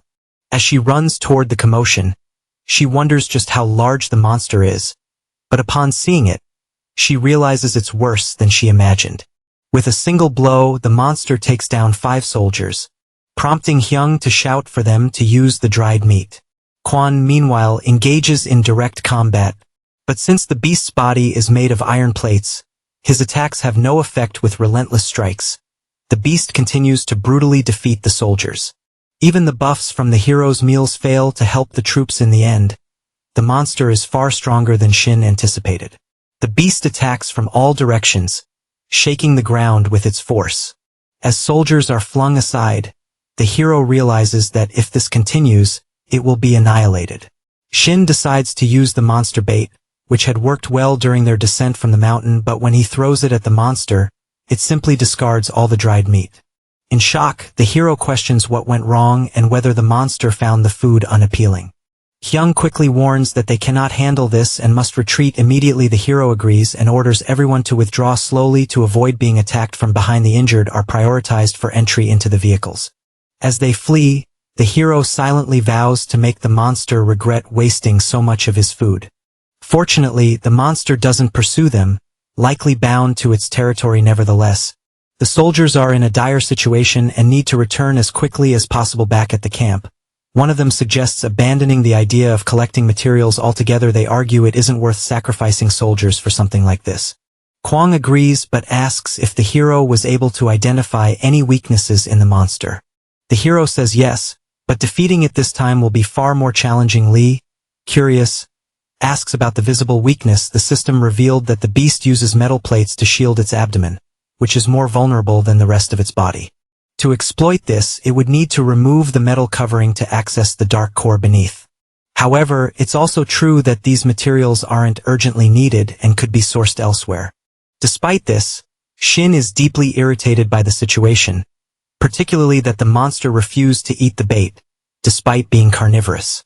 Since the beast is a living organism, it must consume something, but the hero doesn't yet understand why it rejected the bait. The corporal suggests that the monster might feed on metal itself, prompting the others to ask him to elaborate. The soldier explains that there are bite marks on the scattered metal pieces. Surprised, the commanders ask if he's certain. The corporal confirms, explaining that engineers have ways of identifying alterations in materials, and these marks weren't caused by rust. Even so, Fnung struggles to comprehend how a monster could eat metal. At this moment, the hero formulates an idea to solve the problem with leftover oil in hand. Shin suggests frying the metal plates to see if that improves their appeal. The others find the notion bizarre, doubting it would make the metal taste any better regardless. They cannot defeat the beast in direct combat and need to try something before retreating. The corporal agrees, reasoning that the more methods they try to entice the monster, the better. Thus, the plan is decided, and Shin orders a well-preserved metal plate to be brought to him later. The hero begins cooking the material, frying the iron while seething at the memory of what the beast had done. Then, the system informs that the metal plate was infused with magic and the cook's sense of defeat. Additionally, Shin becomes the first human to explore a new frontier in the culinary world. It is said that even the most renowned chefs rarely attempt to cook something unconventional, and many pass away without trying to reach a new level. But not Shin, as he now receives a pioneer's reward. This reward, called the ingredient limit break, leaves Shin pleasantly surprised. Using the corporal's material identification skill, it is confirmed that the iron plate did not become stronger. Instead, its efficiency significantly decreased to an almost useless level. Therefore, it won't reinforce the iron plate as Shin had hoped, and Hainan thinks the plan has failed. Unexpectedly, Gongwu disagrees, claiming this is actually an incredible achievement. To him, the act of frying metal in oil and transforming the material entirely is almost miraculous. Upon reflection, the surgeon agrees, while Shin remarks that perhaps he should stop experimenting with cooking. Suddenly, a soldier arrives to inform them that they are ready to move forward. With that, the hero decides to begin the operation. Most soldiers don't know that Shin's meals can alter emotions. It is not wise to let his power become public knowledge. Regarding the altered iron plate, Shin considers it a mere debuff for now. And this time, the monster will definitely not resist. Back at the warehouse, the metal plates begin moving again. The first time, the soldiers were confused by the chaos, but it seems the monster uses objects to form a body. It only does this when enemies are near, so everyone remains highly alert. At the center of the metal plates lies the core, a dark shadow shielded by the iron pieces. Without wasting time, Shin throws the crispy iron plate toward the beast. Suddenly, it stops moving and falls to the ground, leaving everyone puzzled. Moments later, a monster creates an opening and begins pulling the metal plate into its core. Surprising Shin at how smoothly it worked, the hero hopes the monster enjoys its meal. Outside, Lee, who is guarding the perimeter, remarks on the eerie silence inside. The beast dismantles its armor to enjoy the meal despite the plan working. Everyone finds the monster's true form oddly cute. However, Hyung asks why Shin is so calm, to which the hero explains that the dish's special effect is defeat. At this moment, the monster is just a trembling, weak creature overwhelmed by a sense of defeat. Satisfied with the plan, Hyun urges Shin to finish it. But before he does, Ganggu interrupts, saying there's something urgent they must see. The corporal shows them a unique iron plate, which Shin analyzes with his chef's eye. The system reveals that the monster's iron plate is reinforced with magic, and despite its high quality, is not recommended for cooking due to hygiene concerns. Even so, Shin is impressed that the system recognizes the plate as an ingredient. Ganggu points out that this isn't an ordinary metal plate, as it has been reinforced with the monster's magic. Hyung realizes why their attacks weren't effective, and Gangu notes how fascinating it is that the effects remain after being separated from the beast. The reinforced iron blade could be very useful for the military, prompting Gangu to ask if there's a way to keep the monster alive naturally. The group struggles to agree on simply sparing the creature. While Shin understands their concerns, he also acknowledges the danger of leaving the monster unchecked. Currently the beast is calm, but there's no telling when it might attack again. However, Gangu insists that this trait could lead to incredible creations. Shin deliberates on what to do. The corporal suggests securing the monster in a safe location to preserve these valuable materials.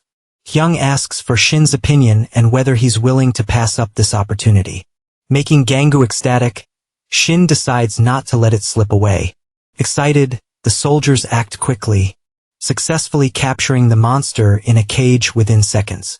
Then Shin announces that Mac will stay there from now on and that no metal pieces are nearby, which makes the monster furious. At another time, the engineers analyze the metals obtained through the monster and realize they are much stronger than usual naturally. They get very excited, and Shin thinks this is excellent. Gangu, on the other hand, thanks them for trusting him and prioritizing the acquisition of materials. With his task there complete, Shin allows the corporal to proceed with his plan and do his best. During construction, the system identifies several low-level cooking materials. Shin gets excited again as everything is being revealed as potential ingredients. If the engineer's identification trait works only on materials, Shin's is superior and limitless. Thus, he thinks that if he uses it with his Shek's eye, which identifies weaknesses, they will be able to handle any monster they encounter. A few days later, the modifications are finally completed and Gangu asks the superiors what they think. The results are so impressive that everyone is speechless. The truck, now equipped with horns, prompts one soldier to compare it to something out of Mad Max. Although the design is unusual, the engineer assures them it will perform well, and Shin sees no problem with that. Getting straight to the point, the corporal explains that the vehicle can be used for driving and combat, and that the side spikes can easily destroy monsters except for the recent steel monster they encountered, which the protagonist acknowledges. The engineer asks them to think of the truck as both a barricade and a tank. Additionally, with acoustic insulation, they will reduce noise, which makes Shin very pleased with the progress. Changing the subject, Him asks about Mac and the corporal reports that he is fine. For now, the team is monitoring and feeding him, and he doesn't seem to transform with just a few metal plates nearby. Furthermore, the iron plates Mac consumes are reinforced with magic, which is great for the guild. Whenever a metal plate is fed to the monster, it is reinforced. Currently, the reinforcement process is slow, but the engineers are trying to improve it, hoping to eventually build a wall while they locate a convenience store near the border. Lee suggests sending the new vehicle there, but Shin points out that they will need supplies. Captain admits they can't just stay idle and suggests trying something, with Lee being the first to agree, though uncertain if they will find anything useful since it's close by. Shin agrees that it's not a bad idea and prepares to leave. In front of the convenience store, everyone is impressed with the truck's performance. Its first run was incredibly smooth, and the vehicle shredded most monsters to pieces. Still, the soldiers will have to clean off all the blood and flesh, and the corporal admits he didn't think about that. Shin reminds them to stay focused and eat military ration number 3 while the soldiers toast. Shin reflects on the convenience of assigning numbers based on a dish's effect. This dried meat has the effect of enhancing sensitive hearing. So the soldiers enter the store highly alert as the group split up. Each begins searching the shelves for supplies. Unfortunately, they find nothing, but to be sure, Shin decides to search a bit more. At this moment, a soldier calls the surgeon's attention, reporting a zombie corpse nearby. The condition of the wound suggests it was struck in the head with an axe. It seems some survivor in the area handled it suddenly. A strange sound is heard by everyone, leaving the entire group on edge. Quickly, Shin orders his colleagues not to move, and carefully listening to his surroundings, a hero detects something inside the store. The sound is definitely coming from the butcher's section. It's clear the noise is being muffled, as if someone is trying to hide their presence. Assuming it might be a monster setting up an ambush, the unit cautiously approaches the area. Then, Kwang uses all of his strength to break down the gate, completely destroying it. Behind him, our hero also advances, activating his chef's eye. Because even though he doesn't know what type of monster it is, Identifying his weakness could mean defeating it. It would be like a piece of meat prepared to be sliced or a dish ready to be cooked, but unexpectedly. The system only identifies the presence of a human. With no other choice, the person reveals herself, a girl trying to protect her younger brother. In the past, a group of survivors arrived at this market along with supplies, but they couldn't carry everything and felt it was wasteful to leave them behind. Faced with this, a woman warned them to leave quickly, because it was dangerous to stay there. Even though their backpacks were filled with everything they could carry, one of them suggested hiding the remaining items. However, the girl was more concerned about leaving quickly, as they could return later. The two men were a bit disappointed, and one of them called Shaun and her brother to leave. But just as they were about to go, something appeared, destroying everything and causing massive damage. Some of the men were slashed, and others were thrown far away. The man with the ponytail ran and shouted for Shaun to flee, warning her about the strange creature that had appeared initially. Neither Shaun nor her brother understood what was happening, but the man kept insisting that they run immediately. Before he could explain the situation further, the creature tore him apart right in front of the siblings. In shock, Shaun grabbed her brother by the arm and ran without looking back. While all of her companions were being killed by the monster, she and her brother remained hidden, trying not to make any noise. So the video ends here. If you don't want to miss the next part, activate the notification bell, and see you next time on Tob's channel.